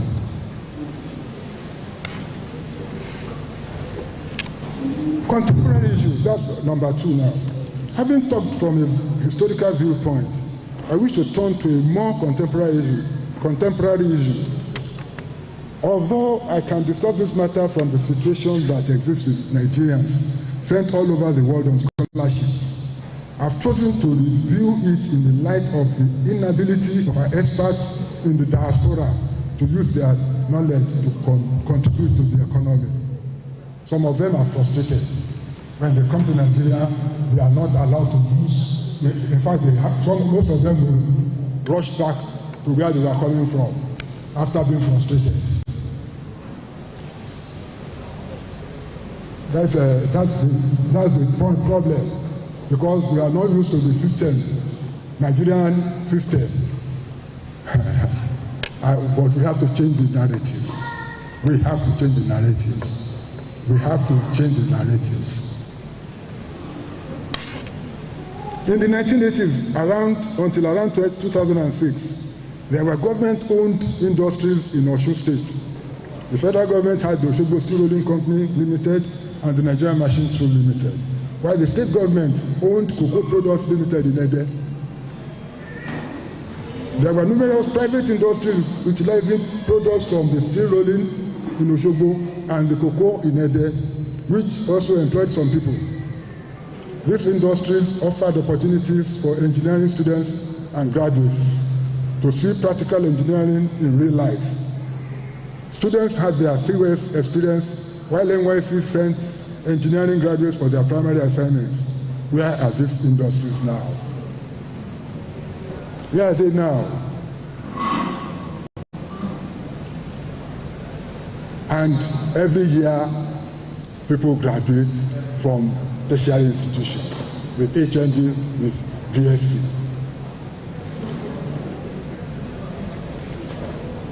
What young Nigerians and their priorities, that's number 3. When we were growing up, we were made to understand that education was essential for a happy future. Our role models were not footballers, film actors, and divas. People like Naira Marley and Portable and other riffraffs. We focused on being educated, and as such wanted to be doctors, engineers, lawyers, architects, and other professionals. But these days, the mantra is education is a scam. I think most of us must have heard it before. They will say education is a scam. University education started in Nigeria in 1948, when the University of Ibadan was established as a college of the University of London. Nigerians had to travel to Europe and the USA to acquire university education before the establishment of the University of Ibadan. Immediately after independence, each region had their universities in Zaria, Nsukka, and Ile-Ife, the 3 regions that were there at that time. These were later forcefully acquired by the federal military government. In the colonial and immediate post-colonial years, professors in Nigerian universities earned £3,000 sterling consolidated annually, while permanent secretaries earned £2,750 annually. That's a fact. You can fact check this anywhere. After the military takeover, permanent secretaries became more relevant than professors in the schemes of things in Nigeria. I think you all agree with me, even up until today. The reason why some professors, this is the reason why some professors left the ivory tower to become permanent secretaries later in Nigeria. Between 1948 and August 1973, there was no strike by the university lecturers. But in August 1973, there was a dispute between the federal government and the university lecturers. The federal government refused, I was in the university then, refused to negotiate or dialogue with the lecturers. There was no ASU then, but on the advice of some permanent secretaries, the head of state, General Yakubu Gowon, ordered the lecturers to vacate the university residence. This made the lecturers to backpedal and return to class. The coming of General Murtala Mohammed in 1975 had many professors and permanent secretaries removed from office with automatic effect and automatic alacrity. People were removed from office when they did not plan to. So many of the souls sacked had no house to pack to, since they were living in government-supplied quarters. This opened the eyes of civil servants to become evil servants. to embezzle public funds, to build houses and acquire illicit wealth. Some of them are even building so many other things that you wonder whether it is madness. The era of Ibrahim Babangida as head of state brought unprecedented open corruption to Nigeria. Corruption has virtually taken over what we used to value, which the Yorubas refer to as Omoluabi. The Omoluabi ethos is no longer held in high esteem. The quest for easy money is an albatross for any meaningful development. Young people no longer see hard work as a necessary ingredient to self-actualization or success. They crave to live in affluence by all means. Some don't even mind to have that money for 1 month and die. Children of 20-something years, they still have parents, some still have grandparents. They just want to be rich. Even if they die the next minute, it doesn't matter to them. I don't think this is right. I understand that the Southwest is associated with Yahoo, while Osun State is said to be the Yahoo capital of Nigeria. I don't know, I cannot confirm this, but people say it. The common lingo among the youth is Mufelo Obi Dangote. I saw a video of a boy about 4 years old. When asked what he will want to grow, what he want to be when he grows up, his answer was Yahoo. In fact, I nearly went. About 4 years, he wasn't as tall as this, and he was really proud to say he wanted to be a Yahoo boy. Merit has been relegated to the background of all considerations. It is who you know, whom you know, and not what you know. The young Nigerian of today does not consider education worthy of any serious pursuit. This may explain the woeful performance of candidates who sat for JAMB UTME 2024, where out of 1.8 million 8 million candidates, only 0.4 million passed. That is scoring 200 and above out of 400. This is a very sad thing.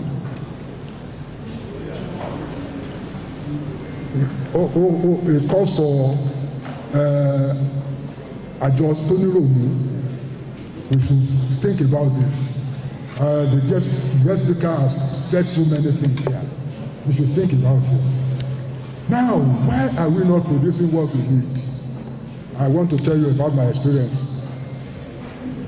The education curriculum brought by the colonialists is designed to make us able to read and write, but not to think of solutions to problems facing us.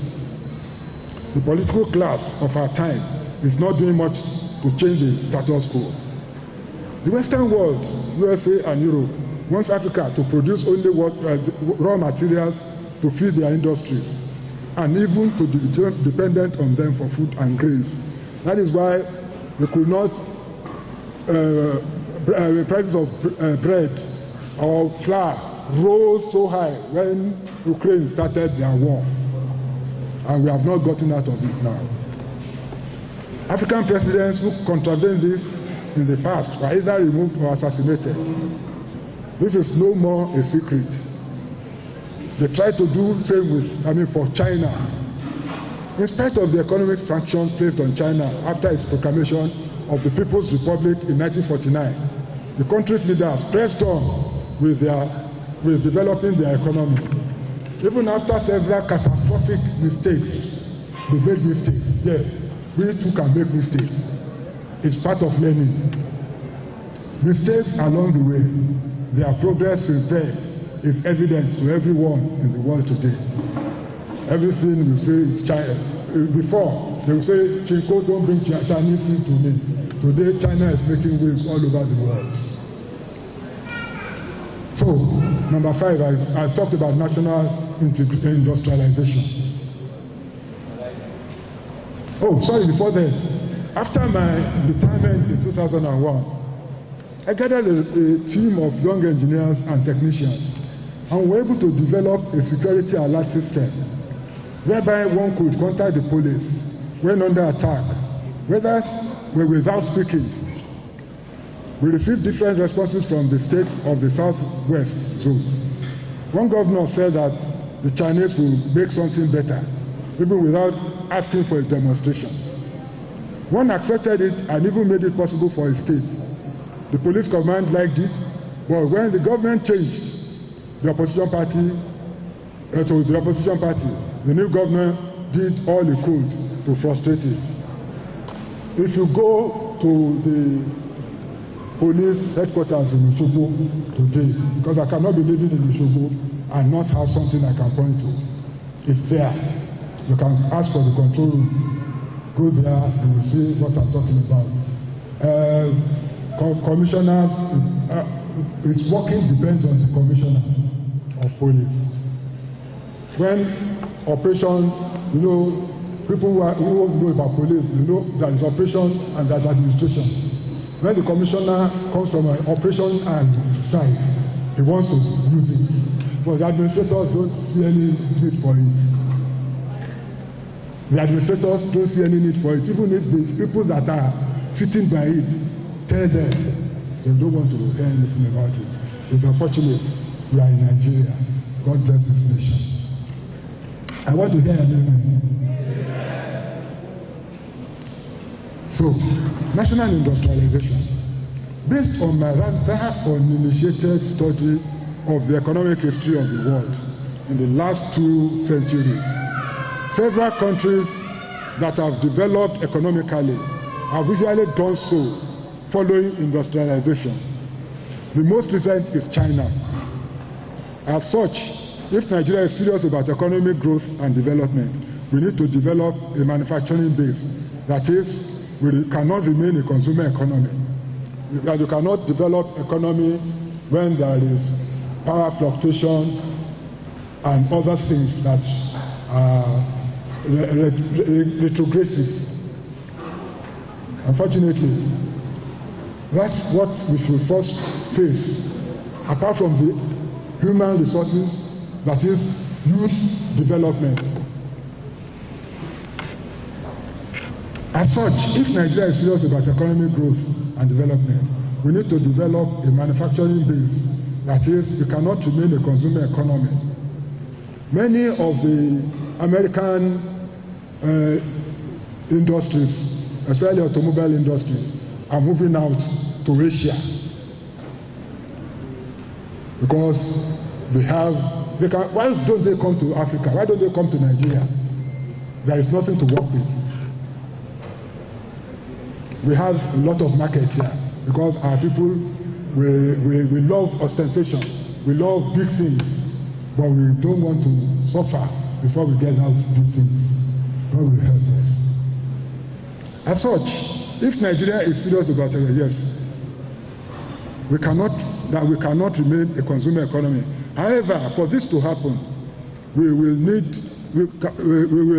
to aggressively promote science, technology, engineering, and mathematics. As they call it STEM, S-T-E-M, within our educational curriculum.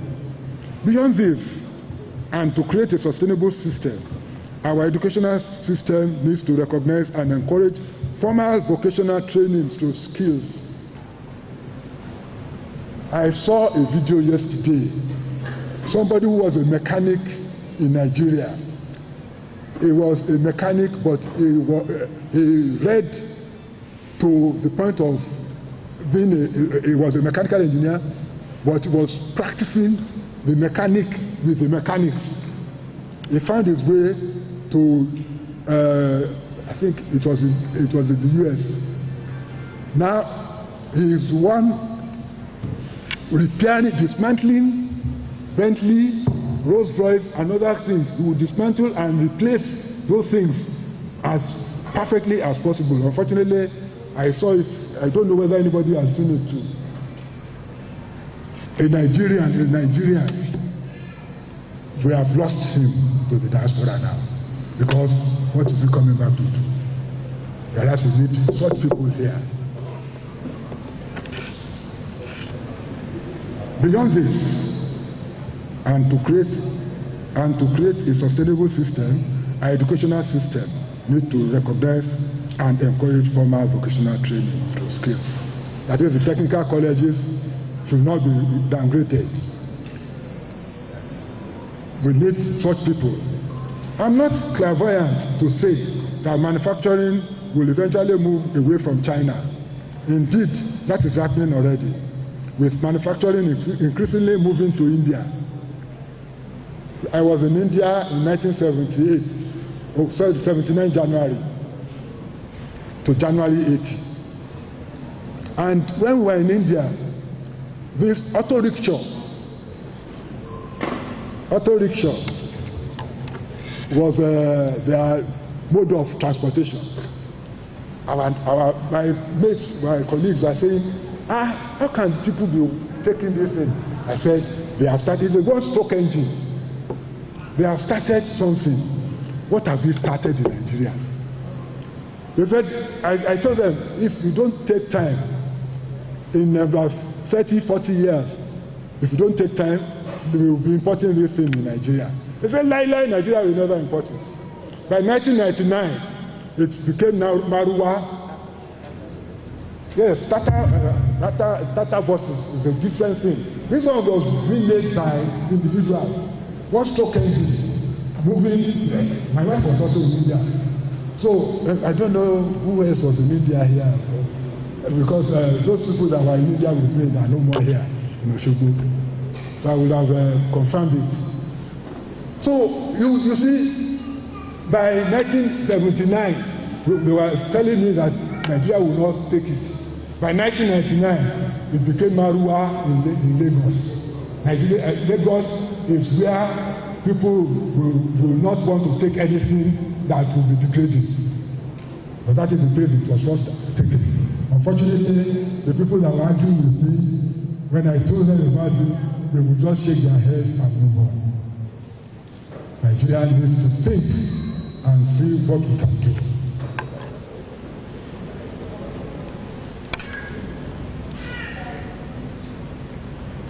So, but why, although this should not be a surprise, you only need to visit any of the institutes of technology to understand why. I was in Chandigarh. Chandigarh is in Punjab state in India. I traveled a lot within that subcontinent. Chandigarh, beautiful city, even in 1979. I've not been there since I left in 1980. But I was in a village, a still city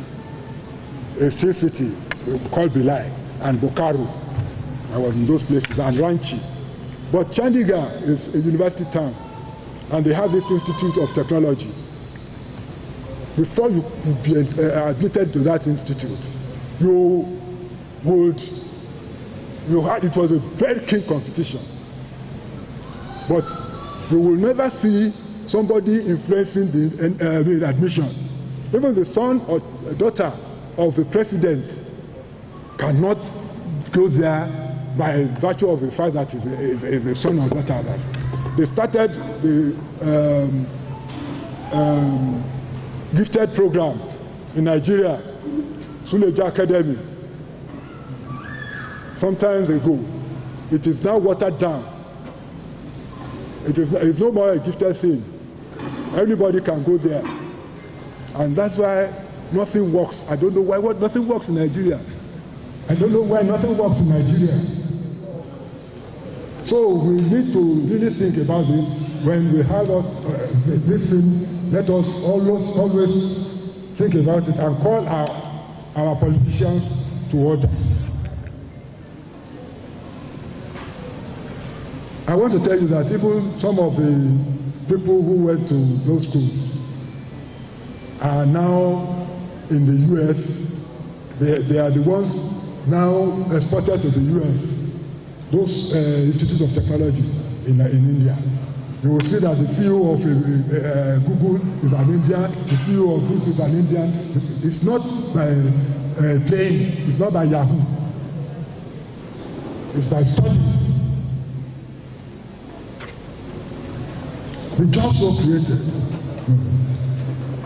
When we promote STEM, education and encourage formal vocational training, we will develop a workforce with education and skills that will turn Nigeria into a competitive manufacturing destination for large foreign manufacturers. The jobs so created will not only allow the country to collectively benefit from the education of the manufacturing workforce, but will also, at a minimum, have the added benefit of spurring further innovation, which will provide opportunities for tertiary educated graduates, engineers and technologists to contribute their skills to economic growth of our nation. Naturally, all of this can only result in rapid economic development. One practical way that can be implemented in Nigeria, this can be implemented in Nigeria, is to heavily subsidize vocational education and training. And like the guest speaker said, or like he said, education should be free up to the first degree level. If we can do that, we will see the rapid development that we have. Sorry, I don't know if you mind. Thank you.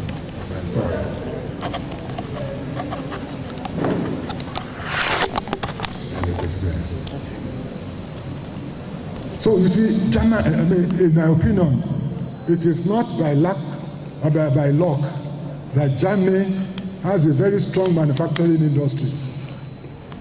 Germany, you will hear of the German machine. It's not only their football team.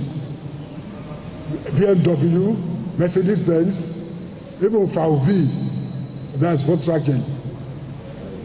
All of them, they are still there and working. And they are powerful. So German products are widely associated with high quality. Now the suggested solutions. I personally believe that very soon Nigeria will be restructured, allowing each zone or state, or like I'm hearing now, regions, to develop using available resources and revenues within their states. Let us be proactive in the southwest states.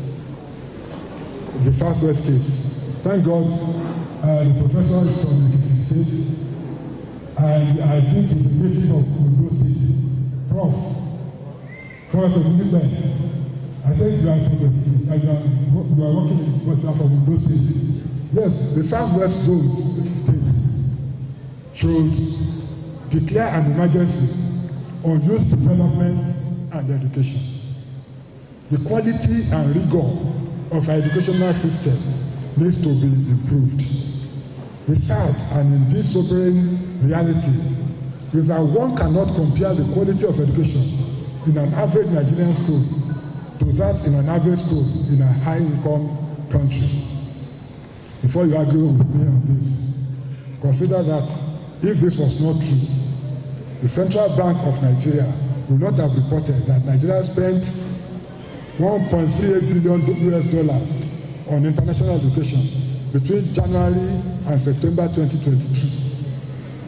The 2017 UK Government Department for International Development report suggests that universities produce better skilled workers when they start with students with stronger skills. It's not only universities, any tertiary institution will produce better skilled workers when they have children that come in with strong skills. That is education. Skills, when I say skills, I'm talking about the rigors. Some people, some of the children are not emotionally up to what they should, the class they should be, but they are in that class. Some of them are not intelligently qualified to be in the class they are. But we parents are in a hurry to send an 8-year child to go to GS1. I don't know how that became possible. I'm not talking just like that because I saw an 8-year child. I was looking at the child. This one is not supposed to be. But I said, we know road school license. My house is on the way to road school license. How old are you? He said, I'm 8. What class are you in? He said, GS1. 8-year-old in GS1. And I think you are killing that child. If you don't know, go and read about education, child education. We are so much in a hurry. Why are we cutting primary 5? Cutting school from primary 5. There is a reason there is a 6334. There is a reason they said the child should be about 10, 11. I think before it used to be 12. When I was in Form 1, I celebrated my 14th birthday.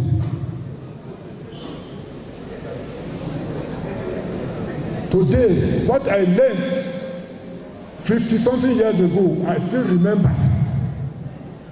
And that's what I teach my children there.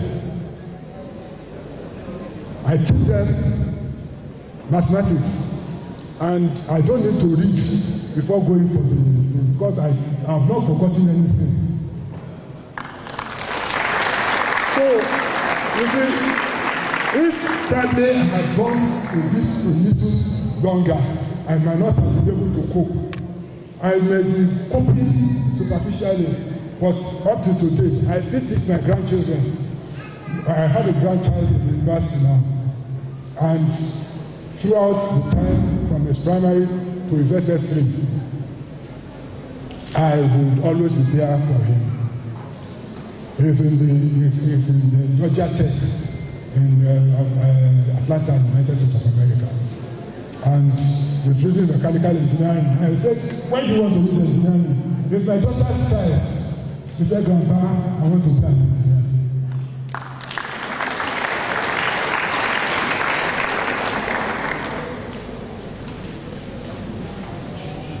It's difficult now to send children to the US, like the guest speaker, the keynote speaker said.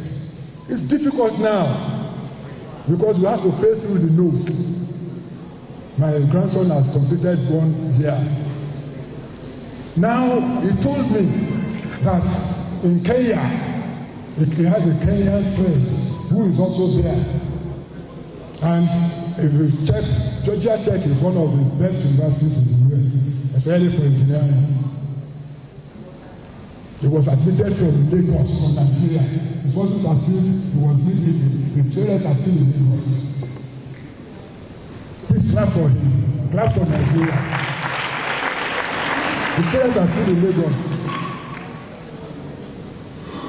So, but today, to get money to send for that child, he has to grow up.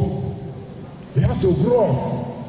Really, this summer is working with a professor who said, I love this. I was talking about Kenyan curriculum before I did this. He said, those in Kenya did more things than he. Both of them just from SS3.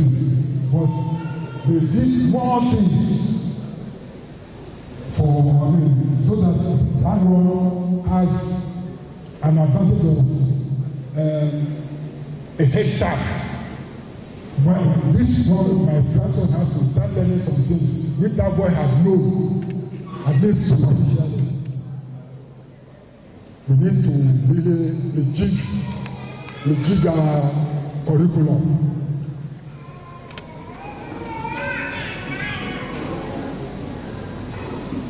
So, in the brief,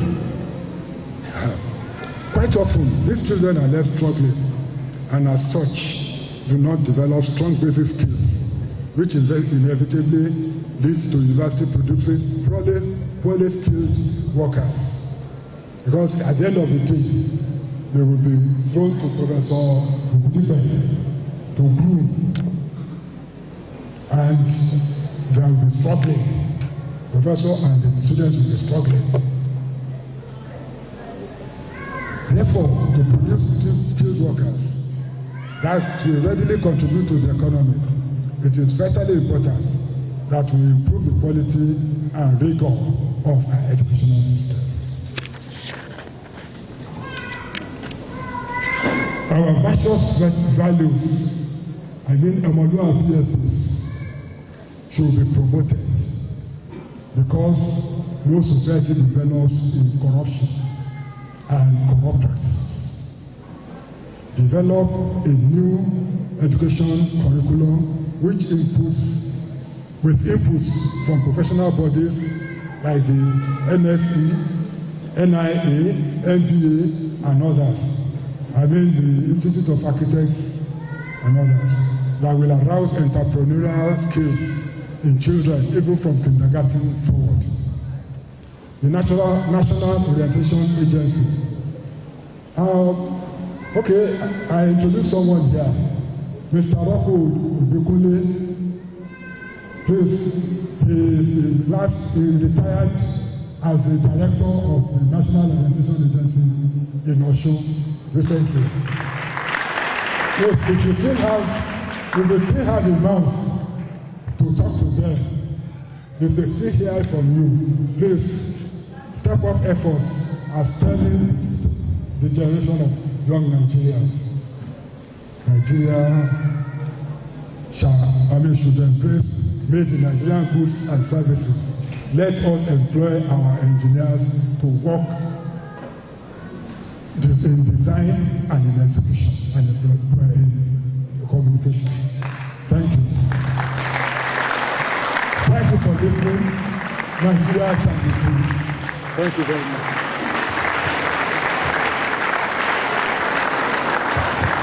Can we come together one more time for the speaker and the lecturer of today, in person of Engr Emmanuel, the Lord continue to strengthen you. Thank you for that wonderful speech. We will take our seats.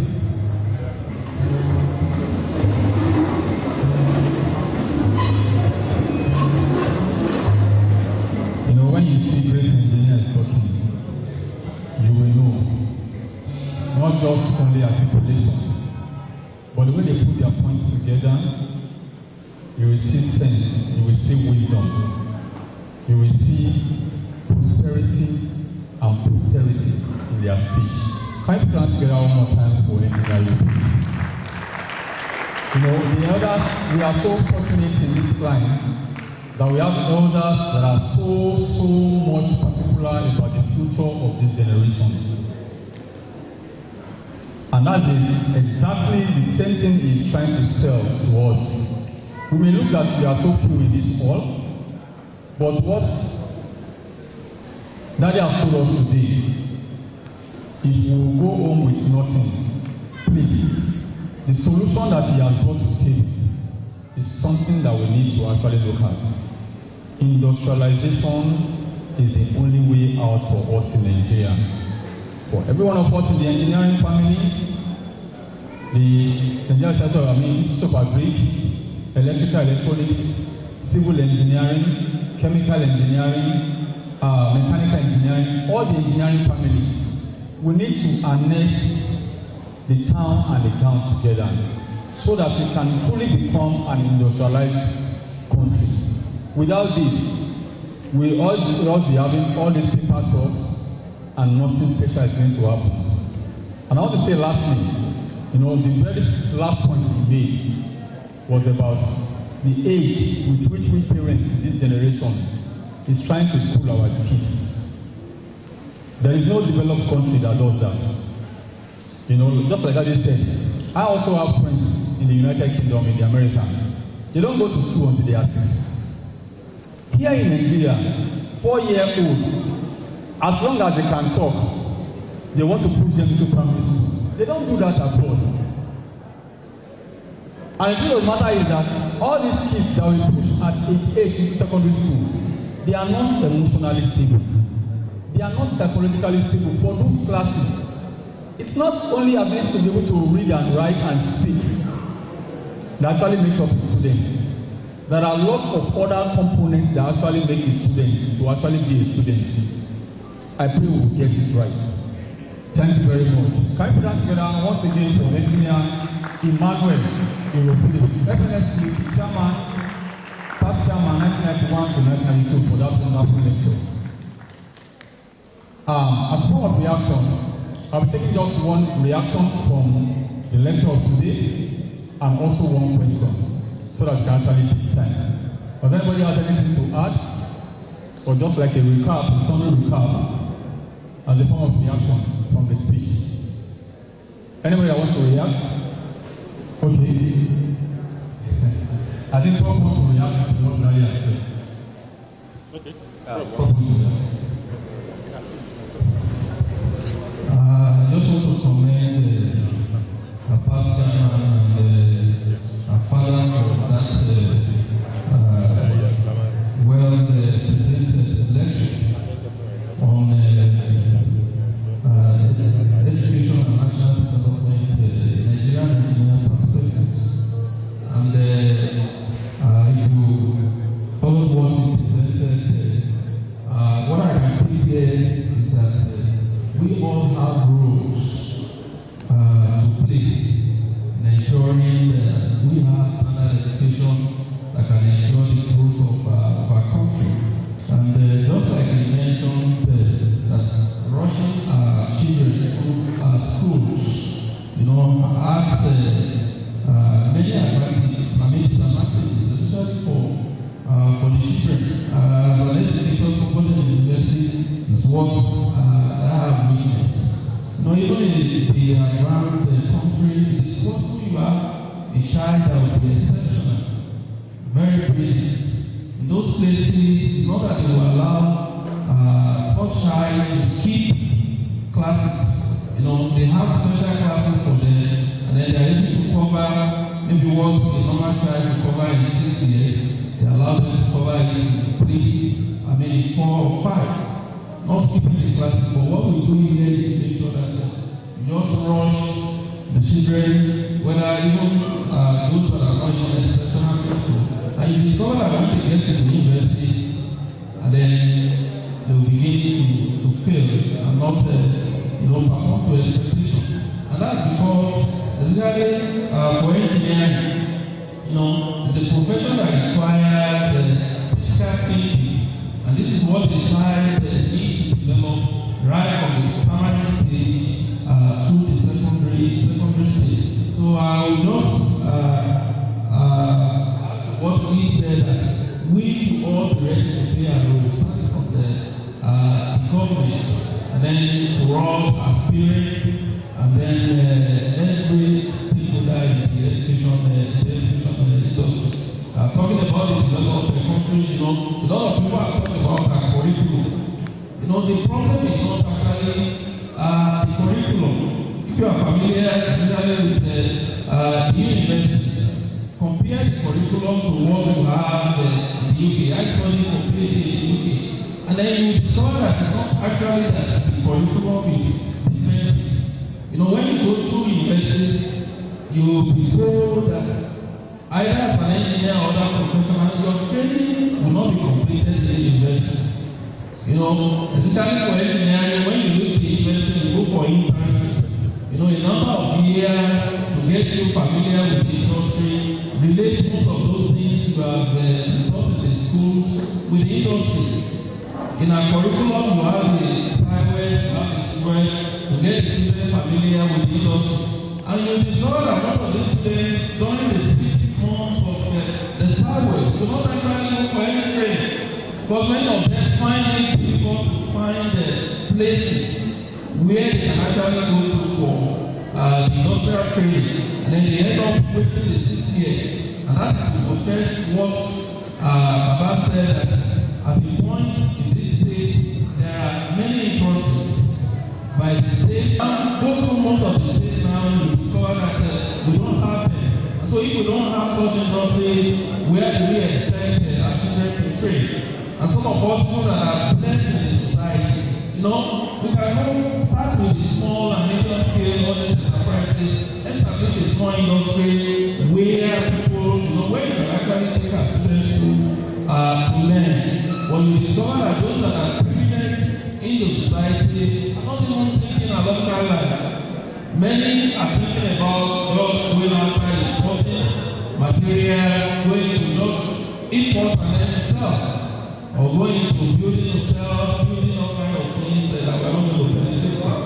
So as individuals in our different places, we have roles to play in ensuring that we have standard education that can actually lead to the growth of this country. Thank you very much. Thank you very much, Prof. Thank you once again for Professor Olumide Ogundipe. Thank you very much, sir. All right, we're going quickly to the item 9, which is induction of corporate members. While I call on the inductees, their spouse stay behind them.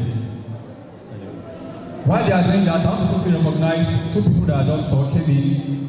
I want to recognize the APOE chairman, Engineer Dr. Akoni. You are recognized now. And also I want to recognize very quickly the chairman board of directors, Nigerian Institute of Engineers, Electrical Electronics Engineers, in person of Engineer Isaac Adekoye. I recognize you, sir. Thank you for coming around, sir. Inductees, please come forward.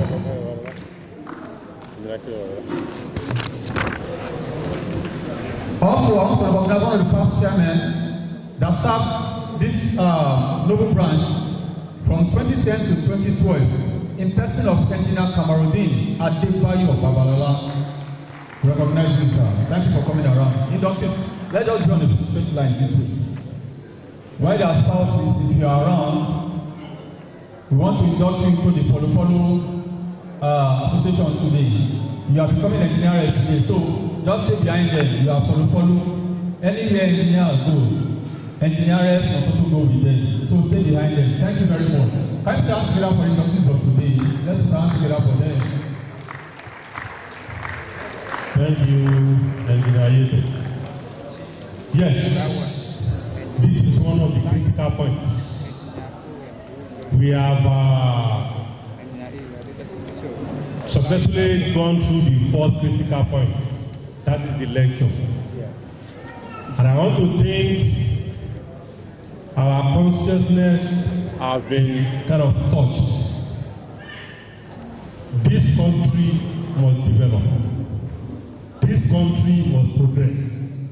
This country must change.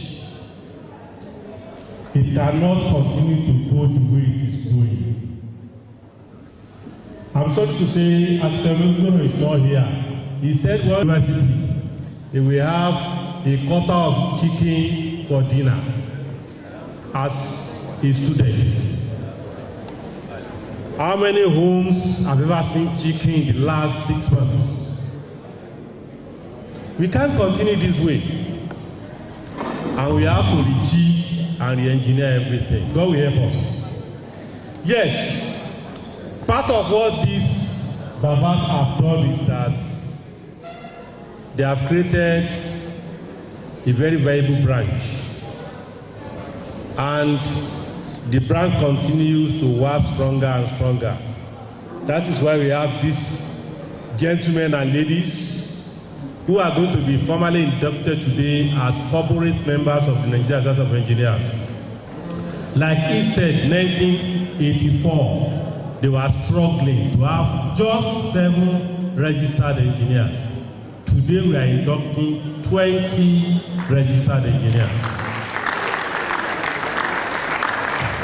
I will call on the representative of the president, Professor Ogundipe, to come and carry out the induction of these new corporate members. When after your votes, you are going to collect your certificates and you apply.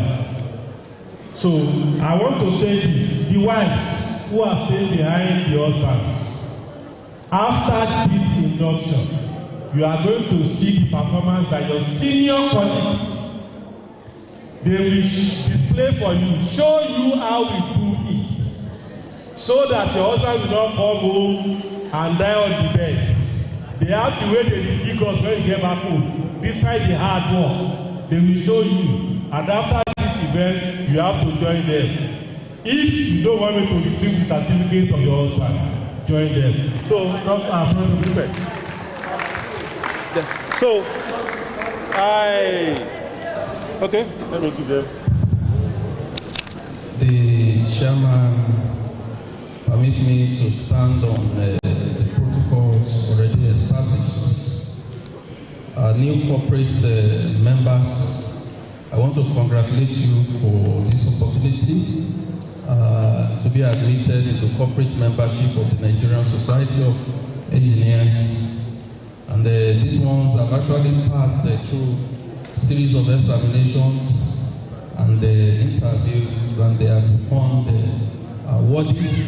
That is why they are standing before you today to take the membership oaths. And before we do that, I just want to encourage you that you should take after our fathers that we are celebrating today. You know, we have this branch, we have this society because we have a lot of people who have actually worked and are still working to make sure that our society continues to grow in leaps and in bounds.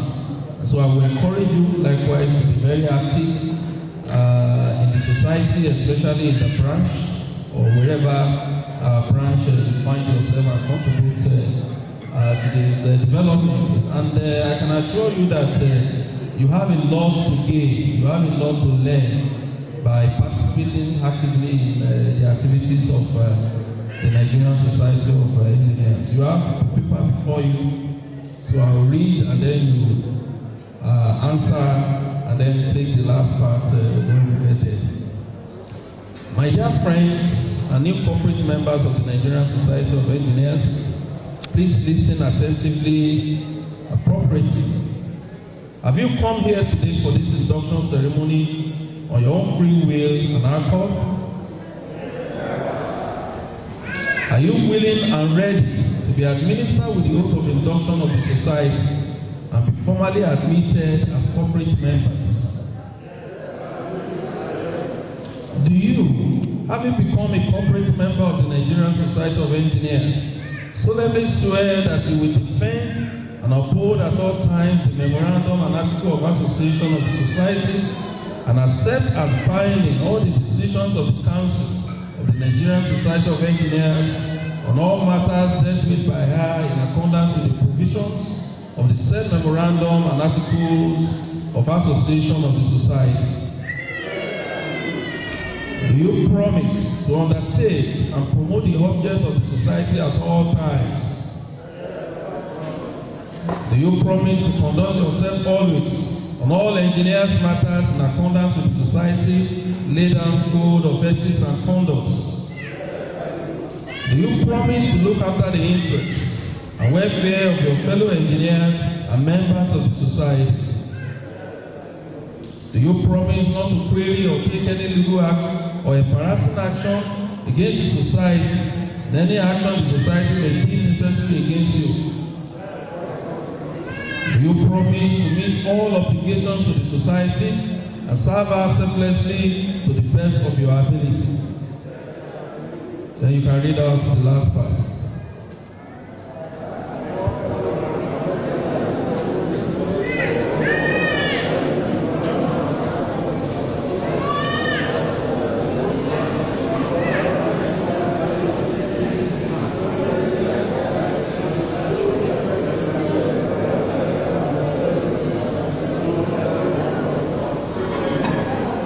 Congratulations.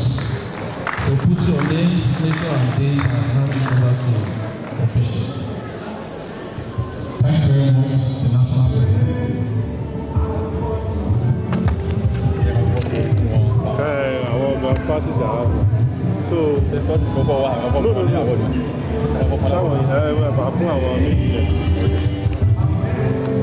Alright, I've just been told now that there is a special plaque that is made for every inductee of today.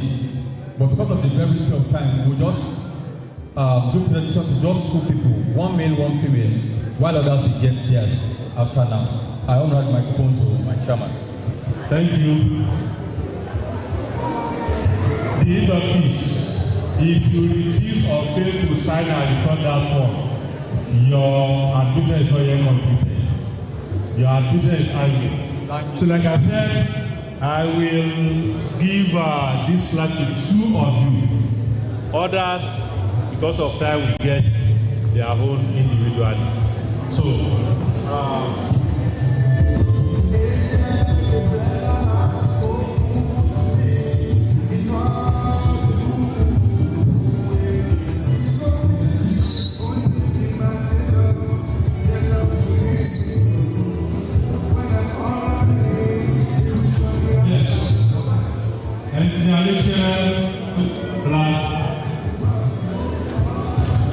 congratulations to you. This flag is presented to you as a proud new corporate member of the University of Nigeria. All both ladies and days of the United. Congratulations.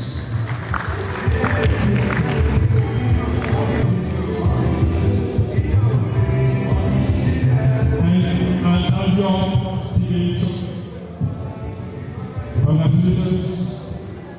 As a symbol to tell you that you have to do more and represent the nation as a dedicated engineer.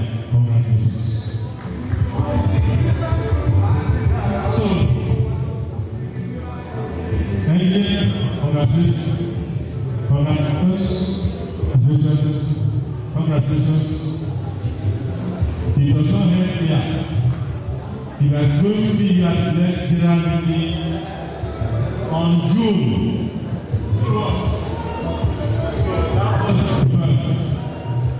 I will make sure that national team shows up for you. Congratulations, thank you very much. So,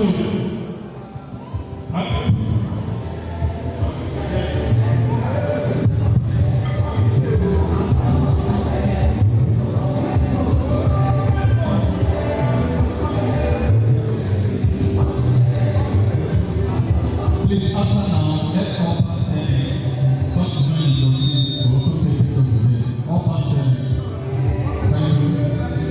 I will join the new notice. All pass standing.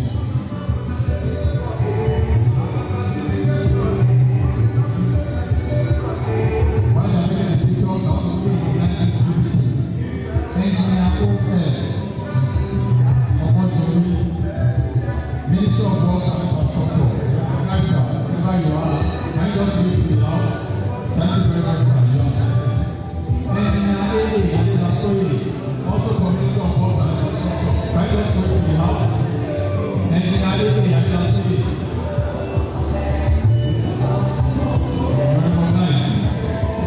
also engineer.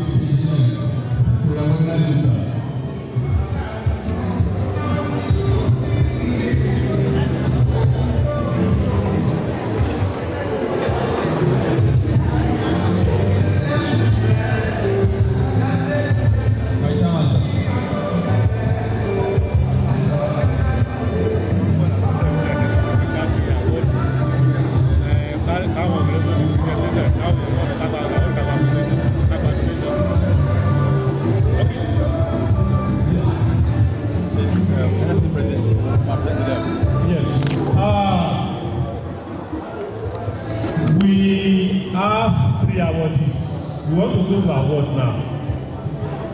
We have 3 awardees, but we are going to present the award to just 2 of them are available now. If you check the program, we have an award for the governor of the state, and we equally have award for 2 prominent people. These 2 people are not just picked. These are people that have supported our branch in the last 1 year to the tune of nothing less than 5 million naira each. That is why they have been awarded.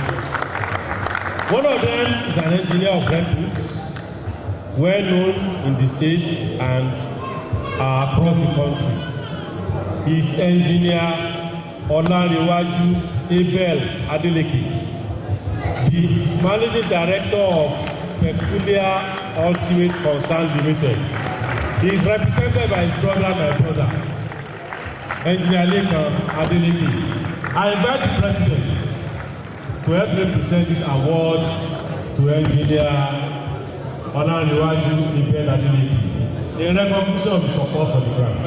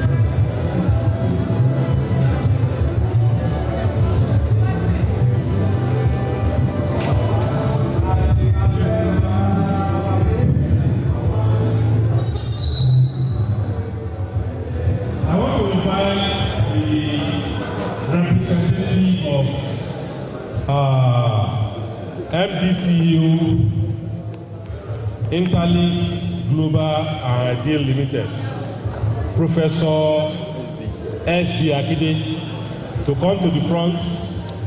I will invite architect Gokiomi Bono to help me do this presentation to him.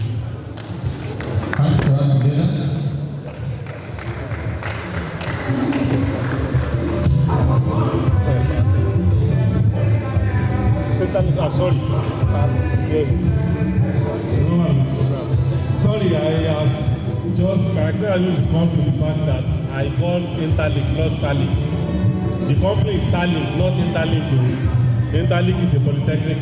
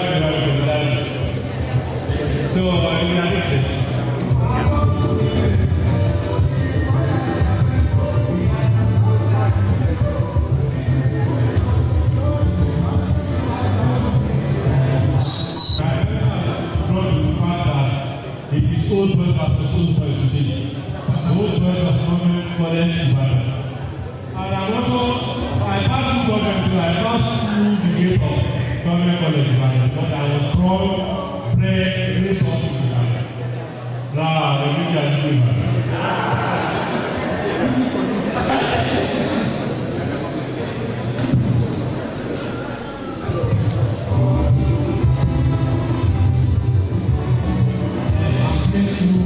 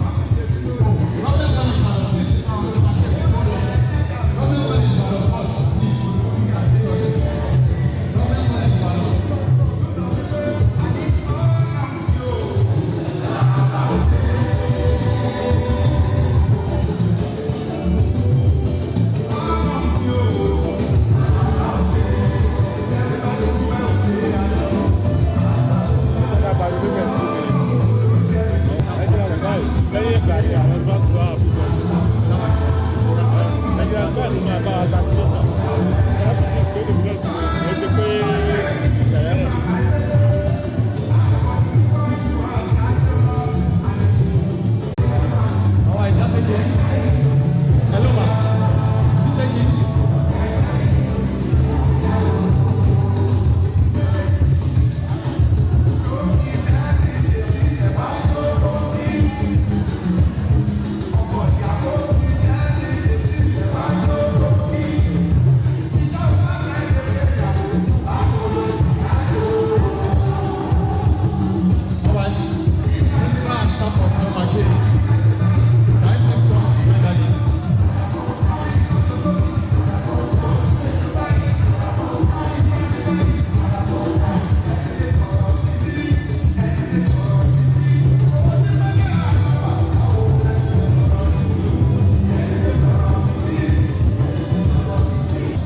Very briefly, NSE Osogbo. I need to please prepare to come and take the nation for us because of the brevity of time. Alright, this is the last picture for now. After now, we can come around to take another picture. Thank you very much. Please go to your seats. Daddy, please come up. We will take more pictures after now. We have other things to do on the program, on the list.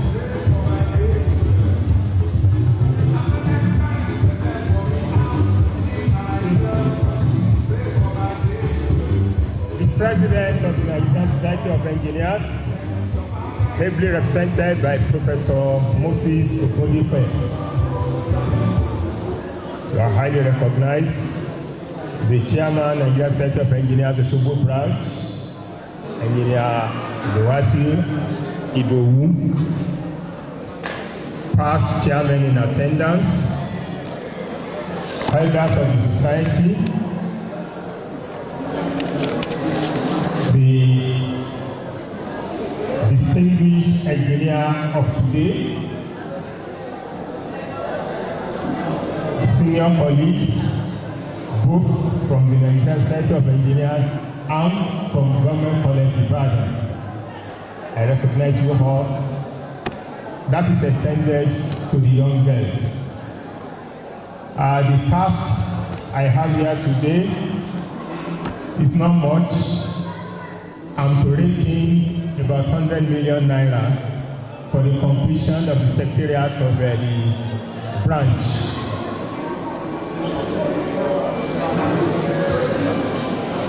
Yes, if you check the back page of the program with us, we will see the first one, where we are going, how we want the secretariat to look like. I know architect Igokiyomi Governor will appreciate this more. We have the 3D, the cover page at the back. So, where we are now, we've got the steel trusses are there, are in place. We want to cover it now, and we don't have funds to proceed. Let me start by calling on the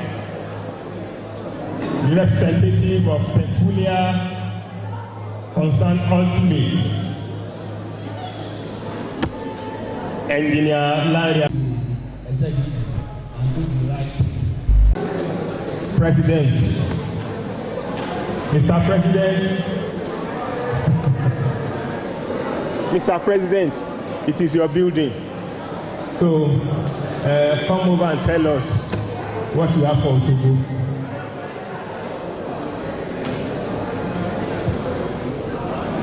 Thank you very much. Looking at the pictures here, I can see that this is a big project, and I'm sure the president will be very happy with the branch. This is a project that I'm very sure the president will be ready to support. So I'm going to get the information across to her about the desire of the branch to roof the building and then complete it And I can assure you that the Nigerian Society of Engineers headquarters will support the project, and that Madam President has said likewise will support the project. Well, as Engineer Professor Olumide Moses Ogunlegbe, a member of the National Executive Committee of the Society, I will send in my contribution.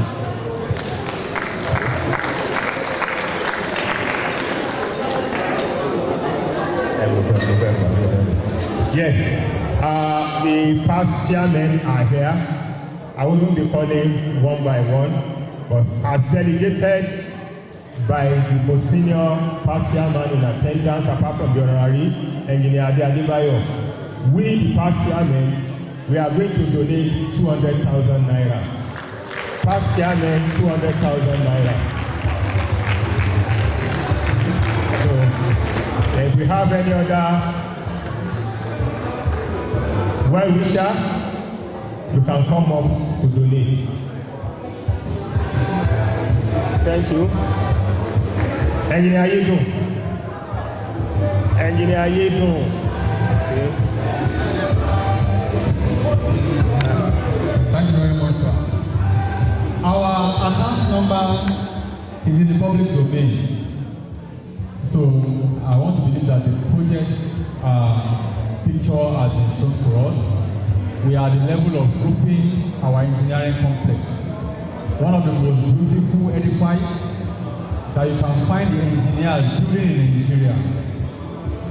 So we are left with covering, plastering, and putting few things into the place to actually complete our building. So we appreciate receiving our widow's mites. Our account number is in the domain. Once we need, you can just request for it. No amount is small. 20,000, 50,000, 100,000 naira and above will go a long way to help us in the covering of our engineering complex. Thank you very much. I would like to say a few good messages. Oh, sorry. The spouses, I was just reminded, we are to induct the new follow. So, come and do it the way you used to do it, the way you bring the new inductees into the family of engineers and engineera. The spouses, it's your time and it's your turn. Can we come over? If our hands are not busy, can we please stand together for the spouses? The engineers, these are the spouses of we, the engineers. We have the male, we have the female. The female are called engineers, while the male spouse is called an engineera. Thank you very much. Aha.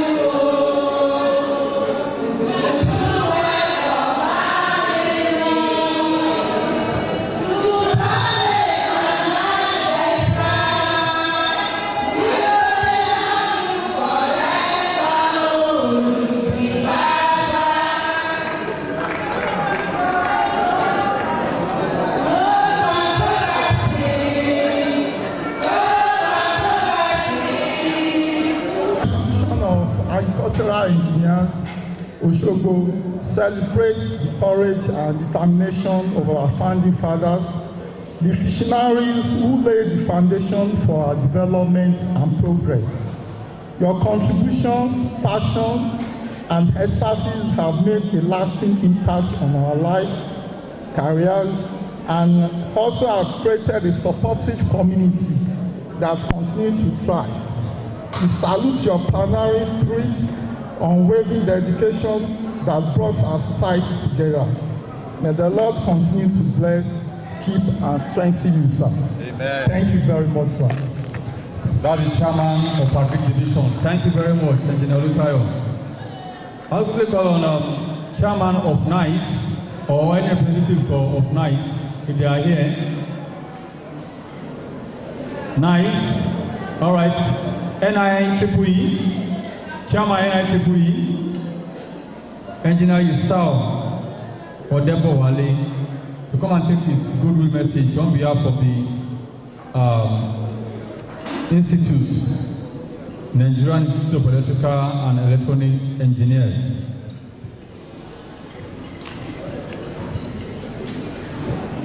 While in Lekki, get prepared.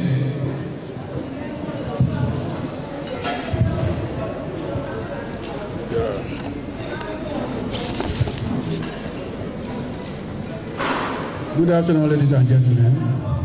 I am standing on a sitting protocol, and I feel happy today to come and give this goodwill message. Not just because Engineer Emmanuel is an engineer, not just because he's a part chairman, but Engineer Emmanuel happened to be my supervisor at Osogbo Tailoring Company here in Osogbo.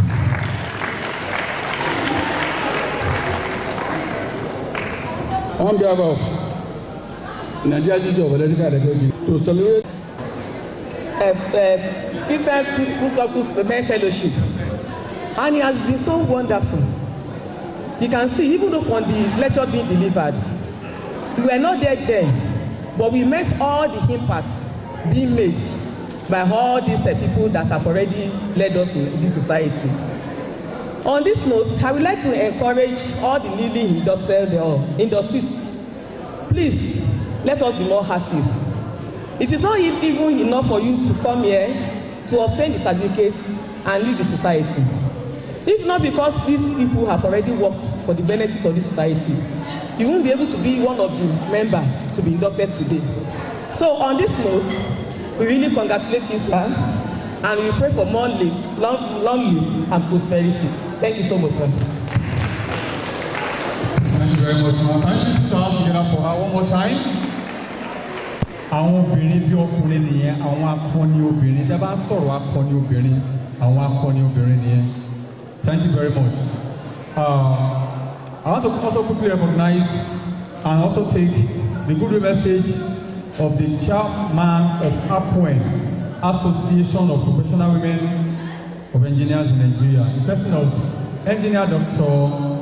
Akoni. Can you put our hands together for her? That's the female wing of the engineers. They are Association of Professional Women. Àwọn obìnrin tó ń ṣe gbùgbùrù méje yàyà mẹ́fà tí ọkùnrin náà ń ṣe nínú igbó. Àwọn náà máa ń gégi nínú igbó. Ẹ máa rí nǹkan tí mo sọ nínú ọ̀rọ̀ wọn sí. Thank you very much. Good afternoon, dear elders, distinguished guests, engineering families. I want to say congratulations, sir. 33 years ago, when you were the chairman of Nigeria Society of Engineers, I'm so sure that you will never believe that there will be a day like this that you will be celebrated. To be remembered by Nigeria Society of Engineers, what you've done in the past. Thank you so much, sir. We appreciate your role that you played in making Nigeria Society of Engineers Osogbo branch to be what it is today. And again, I'm so happy and privileged to take this microphone today to appreciate you. I remember when I was in the class together with your son, Akintayo Phillips. Yes. So I'm looking at you as a father because your son happened to be a very good friend when we were in school. So thank you, sir, for this leadership role. Thank you we are looking at you and we know our future is bright. Thank you so much, sir. We appreciate it. On behalf of Association of Professional Women Engineers. Because Daddy is always somebody we look up to at all times. And when they told me of this program, I said, I just have to be here. I'm sure you don't know me, but I know you very well, sir. Congratulations. We celebrate you. And we always look forward to people like you. The way you encourage us, we appreciate it. And we wish you all the best in everything you do. Thank you very much, sir. Thank you very much, sir. All right, that will be all I'll take it for now. Every other bit of goodwill message can be sent to our platform. Thank you very much. Vote of thanks by the chairman of the committee. To represent, I think she's coming, Engineer Adiola Olupela, to come and take the vote of thanks. She's the vice chairman of the Nigerian Society of Engineers, Osogbo branch. 5 hands together for her. Àwọn ọlọ́ṣẹ́ agbátẹrù ìpéjọpọ̀ wa níbi lọ́jọ́ òjò yìí ló is running up and down to ensure everybody is okay. What are you doing? Before you talk, so to give one minute to share.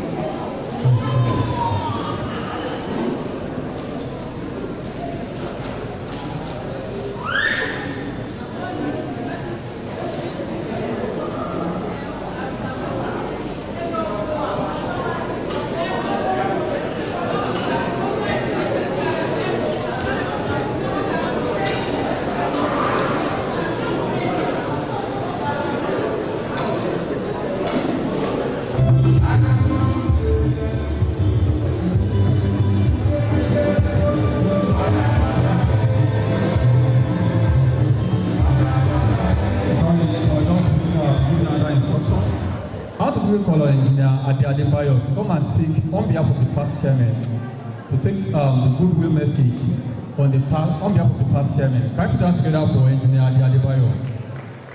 Engineer FSTAJOY Adebayo.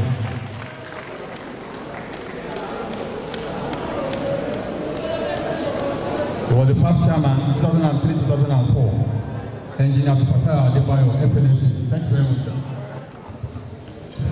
Good afternoon, Mr. Chairman, the National President, Chairman of the branch, our elders, the founding father member, me honored today, and other distinguished engineer. It's a great pleasure to be called upon to say one thing. We just have to thank God for the life of engineer. Like he told you historically, it was not easy to find. So he never resided around. He was a registered engineer. So he had to be approved to come and join us, and that's how we got the 7 registered engineers. But we are very lucky today. Look at the number of people inducted today. And that is the foundation you lay those has germinated and blossoming well, and we pray for your life and that of your family, that God will continue to be with you. I thank God that most of the engineers around, they don't know him. For the other will still witness this kind of thing. So, gentlemen, like has been said earlier on, those of you that are inducted today, don't abandon the society. I appeal to the young engineers, don't abandon the society. If the elders did not contribute as much, society will not be there for you to have something to do on. So please, whoever is the chairman calls the colleagues, I say we love you all. Thank you very much. We appreciate you. A round of applause for Chairperson of the Association. Sorry, the committee. The chairperson of the committee that has brought us together. As we wound up, we started with prayer, and we also want to end with prayer.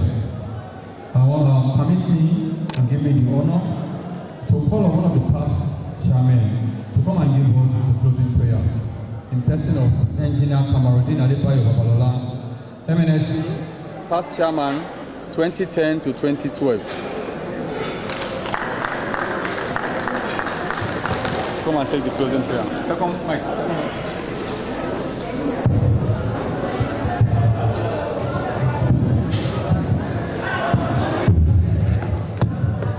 أعوذ بالله من الشيطان الرجيم بسم الله الرحمن الرحيم اللهم صل على محمد وسلم. Before we do the suspension prayer, àwọn bàbá wa wọ́n máa ń sọ gbólóhùn kan wọ́n ní tí ọmọdé bá bá ilé ìyá rẹ̀ wọ́n ní kò ní í ṣe àsọdá ẹ̀gbọ́n tó bá sì fojú òkú wọ́n ní kò ní í ṣeré sá. We want to thank Almighty God for making it possible to have this day, because the best of all prayers is thanksgiving, is praise worship. We thank God for making a day a success. On behalf of our today's celebrant, one of our elders, Engr Emmanuel,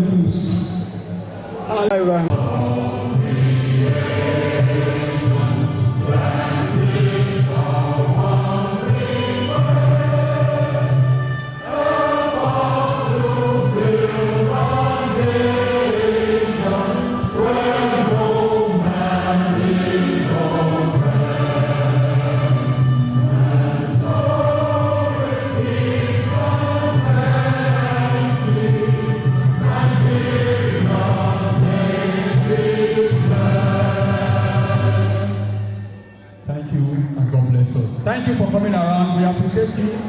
On behalf of the chairman, the Nigerian Center of Engineers, Osogbo, the Ventures branch, Engineer Abdulwasiu Olalekan Idowu, we appreciate us all for coming around.